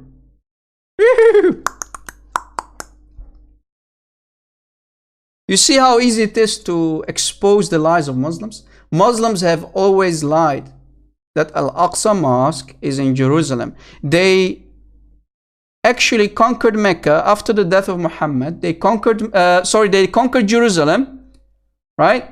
And they built the new Al-Aqsa Mosque in Jerusalem. But the Al-Aqsa Mosque that Muhammad is mentioning in the Quran, right? This one, Al-Aqsa Mosque, is this one. It was here. Oof, oof, oof. Brand C team, you missed a lot, my friend. You missed a lot. So you need to rewatch today's video, okay? Because basically we're almost done. Did you catch it, guys? So it was never Jerusalem. It's only a 31-minute drive from Mecca to Al-Aqsa Mosque, the real Aqsa Mosque. And as we mentioned earlier, Al-Aqsa Mosque, the new one, the new version, was built in the year 705 by Abd al-Malik. So you see how Muslims covered, lied about real history? Everything that you have learned from Muslims about the historical facts in Islam are nothing but lies. Covering it up. No, Xeltra, not Muhammad is a liar. No. Muhammad didn't lie here, basically. Yes, he lied, of course, in the whole Quran, but he didn't lie about where it is. He never said it's in Jerusalem, right? Remember, you can't find the name Jerusalem here. It was the Muslims, because they wanted to capture Jerusalem, they invented that Al-Aqsa Mosque, which is not very far from Mecca, it's only a half-hour drive, that they are claiming that is Jerusalem, you know? They want to claim Jerusalem, right? So they are playing with history. They are keeping the lies. The imams and the shuyukh, the sheikhs, are keeping this lie up. It wasn't Muhammad. It was the Muslims who came after Muhammad who played with history. Al-Ju'rana, yes. Guys, take notes. Al-Ju'rana, where the real location of Al-Aqsa Mosque was, It's not very far from Masjid al-Haram in Mecca. It's only 31-minute drive. So this Buraq only flew from here to there.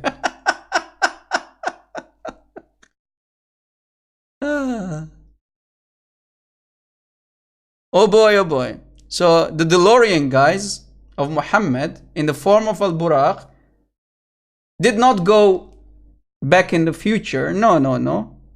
It took only a half-hour drive from here to there. Right? Seems it was not a time travel machine after all.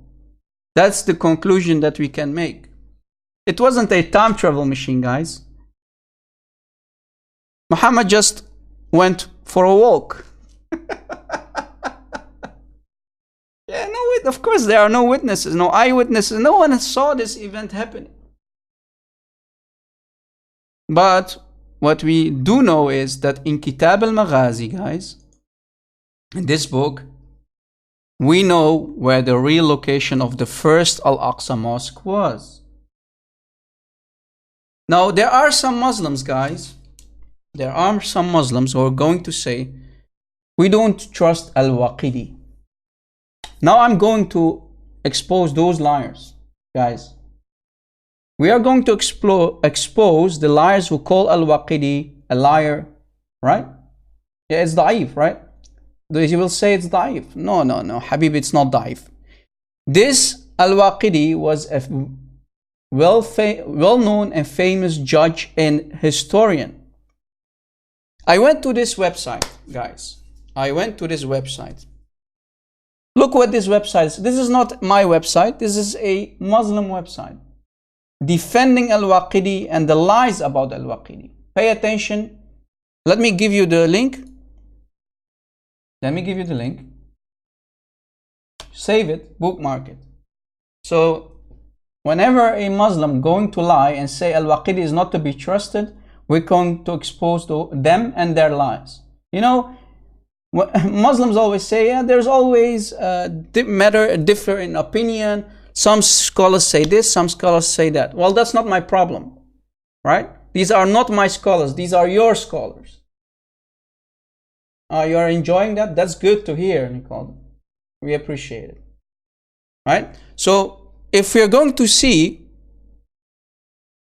if this Waqidi is a trustful person, teaching that the real location of Al-Aqsa Mosque is not really far from Mecca, it's only a half-hour drive, we can read the following. Read with me and take notes.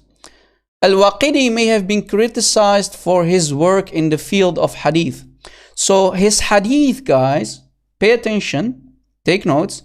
His hadith have been criticized, right?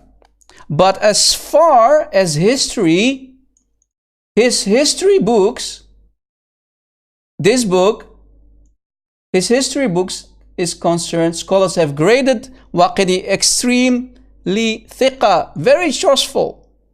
It's doctrine, right? Very authentic when it comes to history. And this is history, right? When we are not mentioning any hadith, right? This is history, historical facts. Right? And he's Sunni, yeah. The Ahl al-Hadith in this regard deem him highly truthful, particularly in the light of the extradition by his student Imam Ibn Sa'd. Ibn Sa'd, guys, is the student of Al-Waqidi. And he's very famous also for his own work of Al-Kitab if I'm not mistaken, Al-Kabira or something. Anyway, so his student is very famous too, right? Like his master. Ahl al-Hadith have called him weak in the field of Hadith. Remember, they are calling his Hadith weak. Of who? Of Al-Waqidi, right? So his Hadith are weak, but only those Hadith pertaining to injunctions such as halal and haram. So only the Hadith that are about halal and haram, something is rightful, something is not rightful to do, only those Hadith are weak. Those that have graded him weak in hadith didn't do so because of his narrations, but do his mixing up the change of narration. So basically, he was mistaken. In those hadith that he's weak, he's only mixing up the chain of narrations. So let's say Rob Christian said that, and Christian Prince said that, and all the way to the end, David Wood said that. So that chain, he was mixing them, right? So he was a little bit mistaken in the chain of narration about his weak hadith. But his other works like Kitab al-Maghazi, this one, is very respectful, very authentic when it comes to history, remember? Right? So his history books are very okay. The staunch Sunni Imam with anti-Shia tendencies, Ibn Kathir. So Ibn Kathir is an anti-Shia. So if Muslims were going to say this is a Shia source, no. Ibn Kathir, one of your heroes of tafsir, right, of the Quran. Remember Ibn Kathir? Wrote of Waqidi in Al-Bidayah wal-Nihaya. This is the book of Ibn Kathir, guys. So Ibn Kathir is saying, look what Ibn Kathir is saying, guys. Ibn Kathir is saying about Al-Waqidi. Al-Waqidi, may Allah mercy be upon him, has some accepted additions and often deliberated history. He is from the grand leaders. So Ibn Kathir is speaking highly about Al-Waqidi. He is the grand leaders of this field. Of what field? Of history. He is trustworthy in himself and generous. So Ibn Kathir, that Muslims love so much, is speaking highly of Al-Waqidi. Muslims, is Ibn Kathir liar? Is he a liar saying that Al-Waqidi is trustworthy? He is generous. Endorsed? Yes, exactly, Peter M. Al-Waqidi is endorsed by Ibn Kathir. Sahih. One of the revered Sunni Imams in the field of Rijal, of the men, namely by Ibn Hajar al-Asqalani records. So there's another very famous scholar in Islam. His name is Ibn Hajar al-Asqalani. For the people who know Arabic, Abdul Haliga, I remember you speak Arabic, right? You speak Arabic, right? Have you heard of this name before? Ibn Hajar al-Asqalani. He is very famous, guys. Very famous scholar, very trustful scholar. Right? Yeah, Ibn Hajar, the son of the stones. That's basically his name. Ibn Hajar al-Asqalani records another famous guy like Ibn Kathir, right, is going to speak highly of Al-Waqidi. Records. Look what Ibn Hajar al-Asqalani is going to say about Al-Waqidi. Al-Waqidi is acceptable in the narrations of the battles. In the what? In the narrations of the battles. What was his book called? The Book of Raids. The book of basically battles. Right? By Al-Waqidi. So this book, according to Ibn Hajar al-Asqalani, is acceptable. Did you catch it?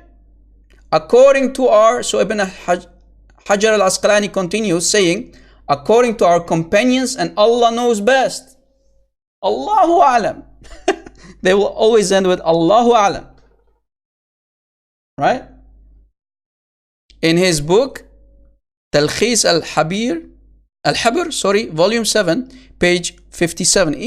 We have even the source for that, where Ibn Hajar al-Asqalani is reporting this about Al-Waqidi. Right? He is truthful and highly valued. This is from who? Another great Sunni Imam in the field of Rijal, namely the Habi. I don't know this guy anyway, but he seems a very great Sunni Imam. I don't know all the Sunni Imams, to be honest with you. But look how many people. We have at least 3 highly respected scholars, Sunni scholars. These are not Shia, guys. These are Sunni. Ibn Hajar is Sunni. Ibn Kathir is a Sunni. So where are the Muslims who are going to call Al-Waqidi a liar? Where are they? Right? You see guys, when we are going to expose Islam, when we are going to expose the historical lies, the historical errors in Islam, we are going to go back to what their imams saying. I'm not going to go to a Christian, right? I'm going to the Muslims. This is the way to deal with Muslim lies, right?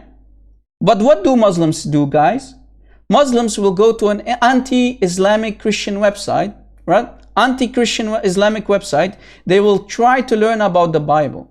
No, if you want to learn about the Bible, go to BibleHub.com, for example, or go to a bookstore, buy, let's say, a nice Holy Bible book, right? Like the King James Version, for example. If you want to learn about Christianity, go and read the Holy Bible yourself. Don't go to an Islamic website like that Zakir Naik or another Abdul, like the liar, the liar that I have spanked many times over, Mr. Ahmed Deedat himself. I spanked him in a couple of my videos. Go and watch them, guys. You're not going to go to a Muslim to learn about Christianity. No. Look what I'm doing. I'm going to the Muslims to learn about Islam, to do research about Islam. Showing you from the most trustful people what they say about other scholars. That's the way to do it, guys. You see, Muslims can't call us liars, right? Because we're going to your most trusted people. Ibn Kathir, Ibn Hajar, Dahabi. I think he's a very famous guy too, right? And you can go through all the website, you know, they are going through so many sources to defend the work of Al-Waqidi. So, conclusion, Muhammad never went with his time travel machine. There is no time travel machine. Muhammad simply took a walk from here to there, and the real Al-Aqsa Mosque was never in Jerusalem. It was in Al-Ju'rana, very close to Mecca. Medina is up way north, guys. Medina, let me show you where Medina is. Medina is somewhere here. Let's see. Here's Medina, right? Here is Masjid al-Haram. Here is Mecca. Here is Al-Ju'rana. And here is Medina. So basically in between. Almost between. So Muhammad used to go there. Muhammad, when he fled Mecca, he went to Medina, right? But when he was staying in Mecca, he went to pray in Al-Aqsa Mosque in Al-Ju'rana, which is very close to Masjid al-Haram. Only 31-minute drive. So Al-Aqsa Mosque was built later and named after the original mosque in Al-Ju'rana. So by this, guys, we finish today's teaching. I hope you enjoyed today's teaching, guys. And to not forget, guys, it's also mentioned, this historical event is also mentioned in this book, right? In this book. So not only in Al-Waqidi, let me, let's see. Let me get the real name in, let's see. What's it's called in Amazon?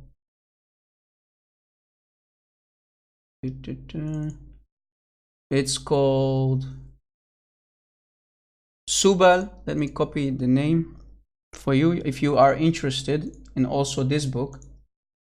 This is the name of this book.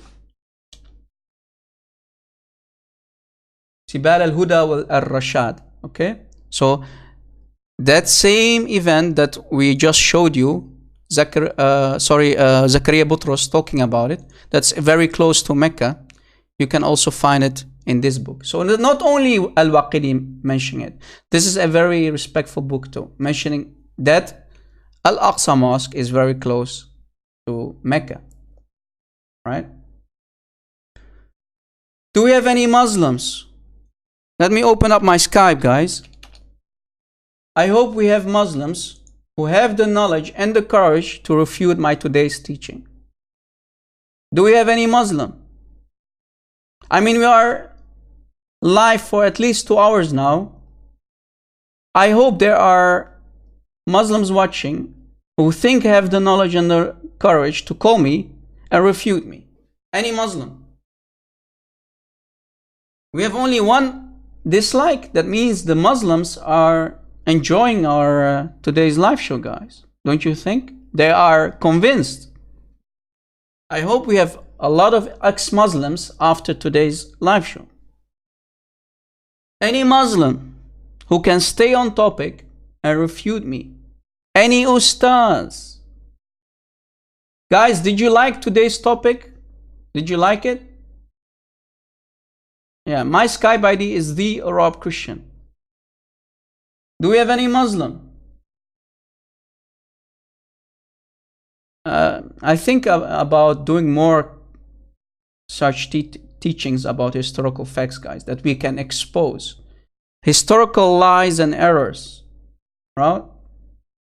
Never ever, as you see, never ever trust a Muslim source that is talking about history. Do your own research first to make sure is this guy lying or not, right? So Jerusalem, guys, was never of the Muslims. Muslims have nothing to do with Jerusalem. Muslims have nothing to do with Solomon, the Temple of Solomon. You are nothing but pagans, Muslims. That's what we can conclude today after today's teaching. Muslims have nothing to do with the Temple of Solomon. Right? Islam is a pagan religion. That's the conclusion of today. Right? There's nothing called Al-Aqsa Mosque in Jerusalem. It was later built. It has nothing to do with Muhammad. When Muslims conquered Jerusalem, and I think, if I'm not mistaken, it was Umar who walked the first time on the streets of Jerusalem, they later built the Al-Aqsa Mosque, as we showed you. They simply named the Al-Aqsa Mosque of Jerusalem in 705 after the real Al-Aqsa Mosque in Al-Ju'rana. This one here, right? That's only a half-hour drive from Mecca. Are there any questions from our dear Christian friends in the chat? Are there any questions? Sorry if I missed your questions during the teaching. Guys, I always say keep your questions to the last, right? After I'm done, because I can't do two things at the same time. I can't answer questions and teach at the same time, okay? So if you have questions, you can ask them now, right? What do you think about Exodus 21, about slavery? What has that to do with my today's topic?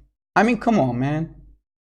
Couple days ago, I mentioned slavery. Why didn't you ask that question a couple days ago when I was talking about slavery? Sorry, please, if you want to be, yeah, I understand, but if you want to be with me, you are respectful to today's topic, stick with the topic.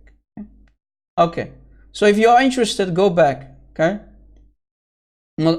Today I'm not going to go off topic.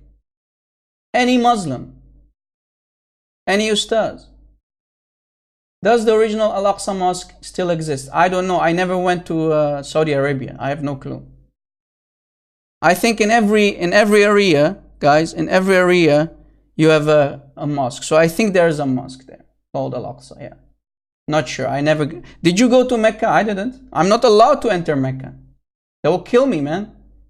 We are not allowed to enter Mecca, let alone other areas. Medina also, you're not allowed to enter Medina.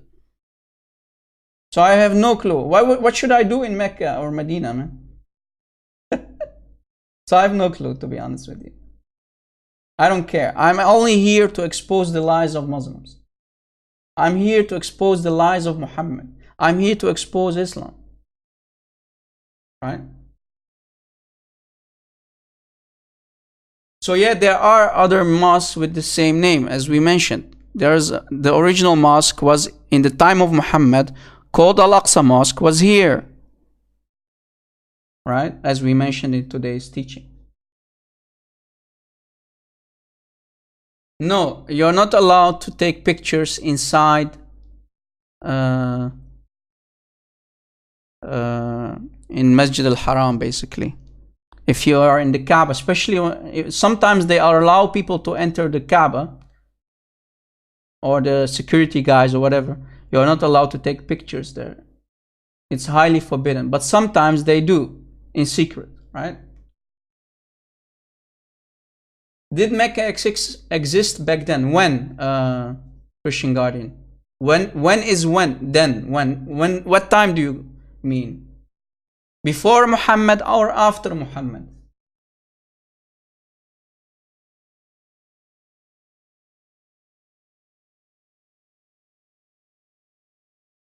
Before Muhammad, well, I challenge any Muslim to show me the name of Mecca, guys. I challenge any Muslim to show me a map from the time of Muhammad that exists showing the name Mecca. There is nothing called Mecca, right?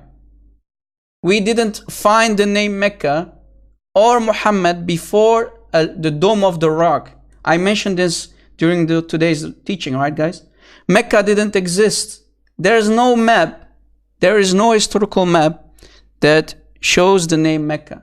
We found Petra, right? We know about Petra. Petra is in Jordan, right?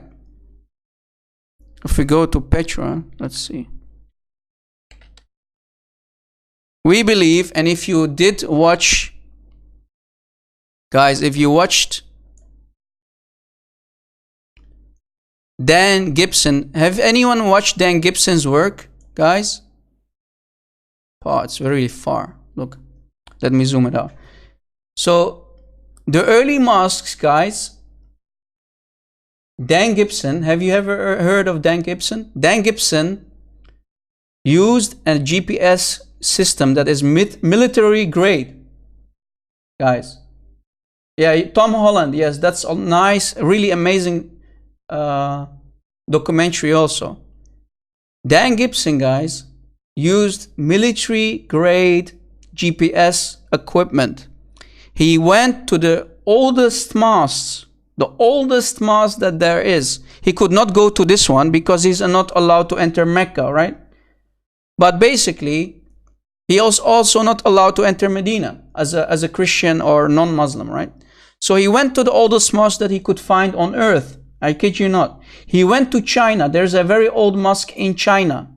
What he did, he used his military grade GPS system and he tried to look at the Qibla. Guys, the Qibla is basically, let me try to Google. Qibla. What is Qibla, guys?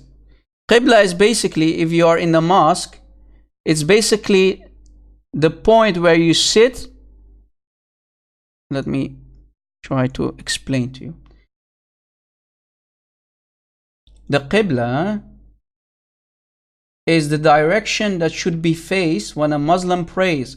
So when you are, let's say you are in New York, you are sitting in a mosque, and you want to pray as a Muslim, you have to face the Qibla. That's the part of the mosque that faces Mecca, right? So if you are, let's say you are here, you're sitting here in a mosque, you're sitting here, this is the way to pray towards Mecca. Did you catch it? So it's basically the direction of prayer inside the mosque, your local mosques. So let me go back.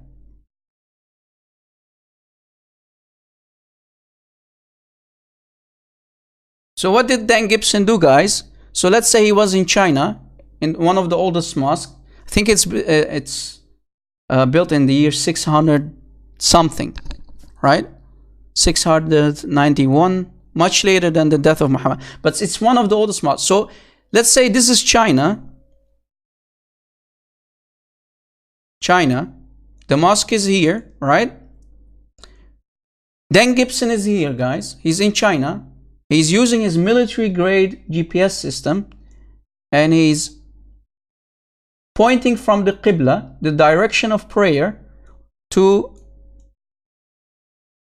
try to face Mecca. No, it didn't face Mecca. It faced Petra. Did you catch it? So instead of facing Mecca, that Qibla of the Chinese mosque, instead of facing Mecca, it's facing Petra. Do you understand what is happening here, guys? Do you understand what is happening here? If you didn't, give me a 2. Then I will explain it again. Did you catch what I'm trying to explain?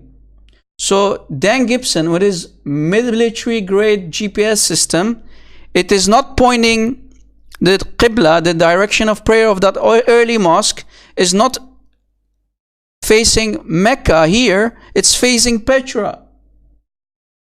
And Allah knows best. Allahu Alam, what's the problem here? So we can conclude from Dan Gibson, his study, his research, that there was nothing called Mecca. Oof, oof, oof. Mecca didn't exist. So the early mosques that were built were facing Petra. So as you see, the historical evidence are Islam's most enemy, highest enemy. History itself, the historical evidence are Islam's worst nightmare. Wrong direction, exactly. So instead of facing here, it's facing there. Imagine you're sitting here, you are praying in that old mosque. Instead of facing Mecca, you are facing Petra. I know, I'm not sure, new learner. You tell me. I think there was nothing called Mecca. There was nothing called Mecca. Right? Now, some Muslims, guys, some Muslims, there are Muslims who are trying to basically address this historical disaster. You know what they say? They call it Becca, right? They say Becca is Mecca. Why? Because the Quran speaks of Becca, right? The Quran speaks of Becca. I think it's in chapter 48:24. Let us go to chapter 48:24. Are you with me, guys? Give me a 1 if you are still with me. I hope you didn't fell asleep, because this is really important stuff.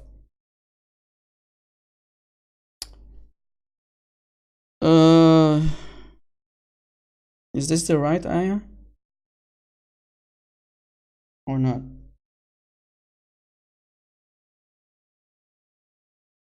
It's not? What was the ayah again where it's talking about Becca? Oh, 692. I was in the wrong, looking in the wrong chapter. 692, I think.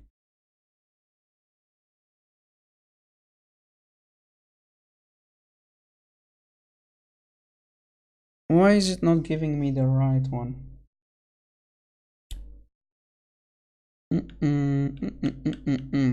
The mother of the cities. Okay, so this one is talking about the mother of the cities, so basically Mecca. But I want to find Becca, you know, because there's an ayah where it speaks of Becca.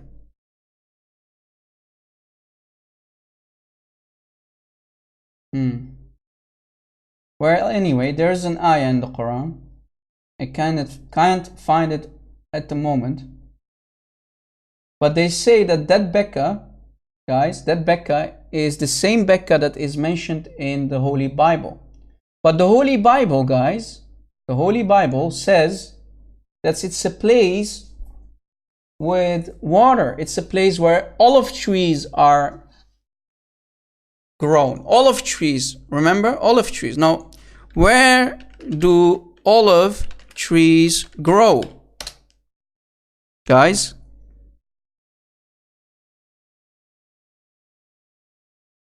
Olive trees in the Middle East grow around the Mediterranean Sea, right?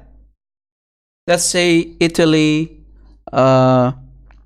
Spain, Morocco, you know, basically all the countries that surround the Mediterranean Sea, right?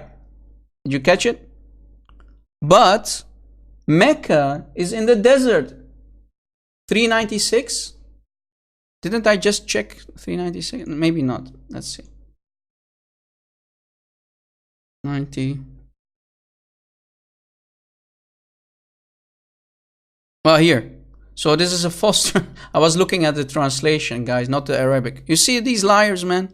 Sahih International. Filthy liars. Let me switch to Pictol. Let's see what Pictol is saying. You see how they are lying, guys? Did you catch the lie? You see? You see why you can't trust these three women? Remember when I said three women, a team of three women, named themselves Sahih International. These were converts, not actually real Muslims, born Muslims. They were lying. When they wrote the Quran, and their translation, guys, is the most used translation. Look how they are lying. Filthy, disgusting liars. Here, the Arabic says, be Becca, right? At Becca. See? So this translation is talking about Becca. See? So Muslims, they will say that Becca is the Becca of the Bible. No. The Becca of the Bible is mentioning olive trees. Now, challenge Muslim. Do olive trees grow in the time of Muhammad in that hot desert? No, you need a lot of water. Even the ground is not working, right? Olive trees, yes, and this is what I'm talking about. Olive trees grow here, right? In Petra, around Petra, Jerusalem. So Becca that you're talking about is not.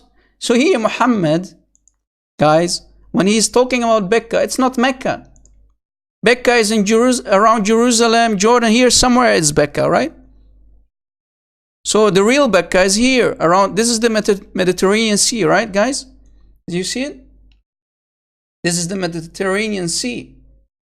So the Becca, the real Becca is here, not here.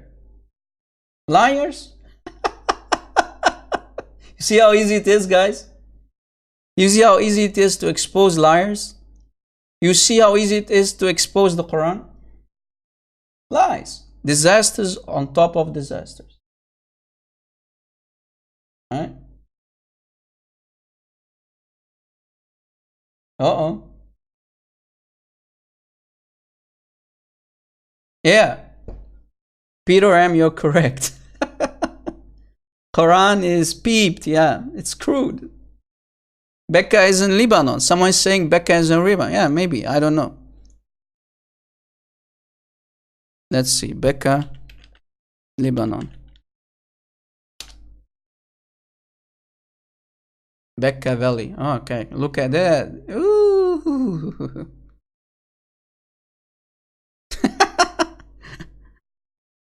1,770 kilometers, guys. Uh-oh. Uh-oh.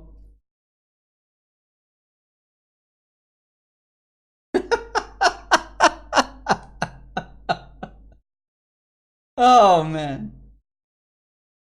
Anyone take a beer? Anyone convinced to become a Muslim now? I mean, you must be convinced, right? Way up there, yeah, exactly. Uh-oh. I think the guy who wrote this ayah, guys, the guy who wrote this ayah, I think it was one of the scribes. Maybe it was Ibn Abi Sarh, guys. Phil, do you remember last time's Ibn Abi Sarh? Anyone? Ibn Abi Sarh, who wrote the ayah, Tabaraka, right? Glory, the one, the best of creators, right? I think maybe he confused himself here. He was taking hashish. Yeah, the best of creators, that was not from Allah, right? That was the guy, yeah, Ibn Abi Sarh. Guys, click on the link, save it, that Phil Huraira just provided. So this, maybe it was the same guy who was writing this, and he confused Becca with Mecca, right? But we know the Quran was corrupted, to make it sound like it's from the Abrahamic faith, the real Abrahamic faiths, right? They want to force Islam into the Holy Bible, basically, right? That's what they are looking after. They are trying to force Christianity, our holy prophets, inside Islam, forcing Islam inside the Holy Bible, basically. Islam has nothing to do with the Jews. It has nothing to do with the Christians. But they are trying to show you that Muhammad is one of the true prophets, which he's clearly not. Chrislam, yeah, basically ends up creating Chrislam. Islam is basically Chrislam of Muhammad. Remember how Waraqa bin Nawfal was translating the Quran for Muhammad? Sorry, the Injil for Muhammad? Giving him translation so he can add it to his Quran? Remember the hadith? Right? So Waraqa was translating the Injil for Muhammad, right? Then when Waraqa died, Muhammad wanted to commit suicide because he could not get any ayahs from Waraqa anymore to use it in the Quran. It's nothing but a man-made book, lies on top of lies, historical errors on top of historical errors. Like I said, history is Islam's worst nightmare. Boom. What are you going to do with this, Muslims? Huh? What are you going to do? Either you're going to choose to leave Islam, or if you want to have your 72 virgins, just stay, be in Islam. Stay in the filth of Islam. Stay in the sexual cult called Islam. Stay in the dark. But if you really care about your salvation, you care about being saved, I invite you to come back to Jesus Christ. Please come back home. Accept Jesus as your Lord and Savior. Muhammad cannot help you. Muhammad is still dying. He's still dead in his grave somewhere in Medina. But we know Jesus is alive in heaven. You want to be with someone who is alive, who never died, according to Islam? Jesus never died, right? Or you want to be with someone who is very dead and rotting in his grave somewhere in Medina? Please come back home, guys. The Bible says every knee will bow and proclaim that Jesus is Lord. You want to follow a dead man? Exactly. You want to follow a dead man, or you want to follow the holy, sinless Jesus who is alive, together with the Father in heaven? What do you want to do, guys? Choose your destiny.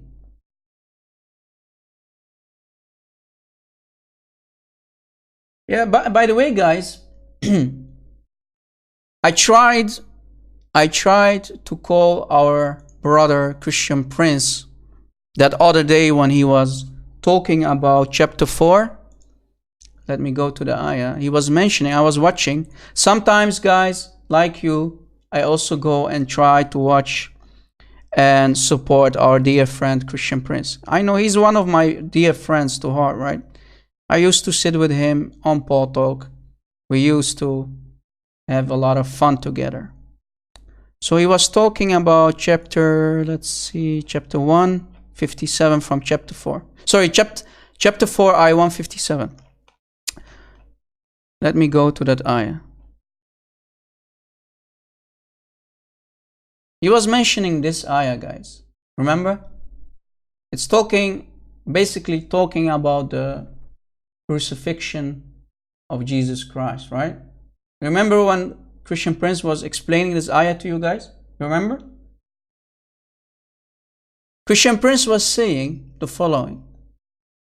Basically, the Jews, here Allah is repeating after the Jews. So according to Allah, the Jews are saying, now take notes, guys. I want to add something on top of this. All right?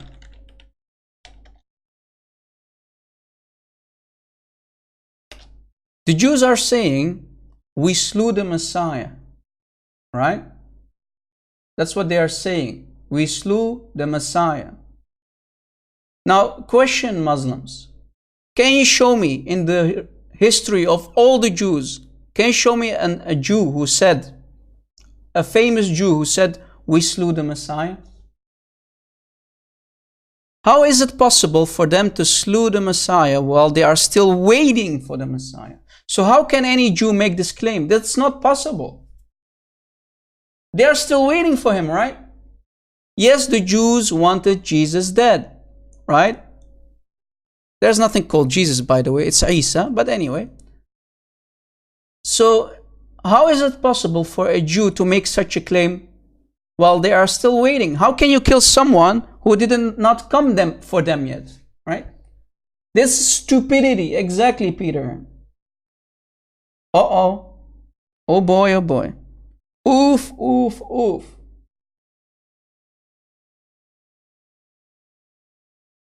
How is that possible, Muslims? Can you show me one Jew who dares to make this claim? We slew the Messiah. It's their saying, right? The Jews are talking here. They are still waiting for the Messiah. So they never made this claim. This is a lie, right? Problem number 2, guys.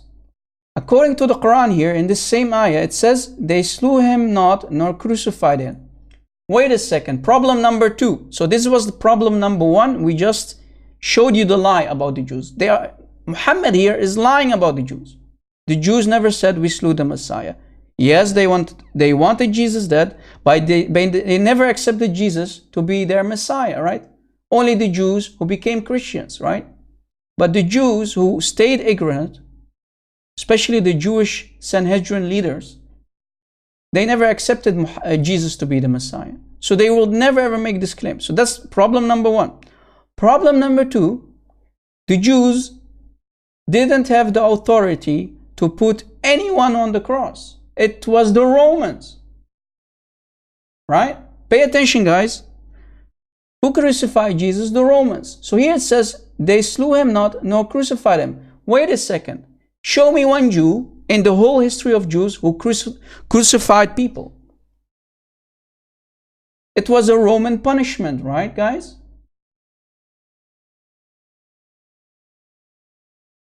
The Romans were the ones who did the crucifixion.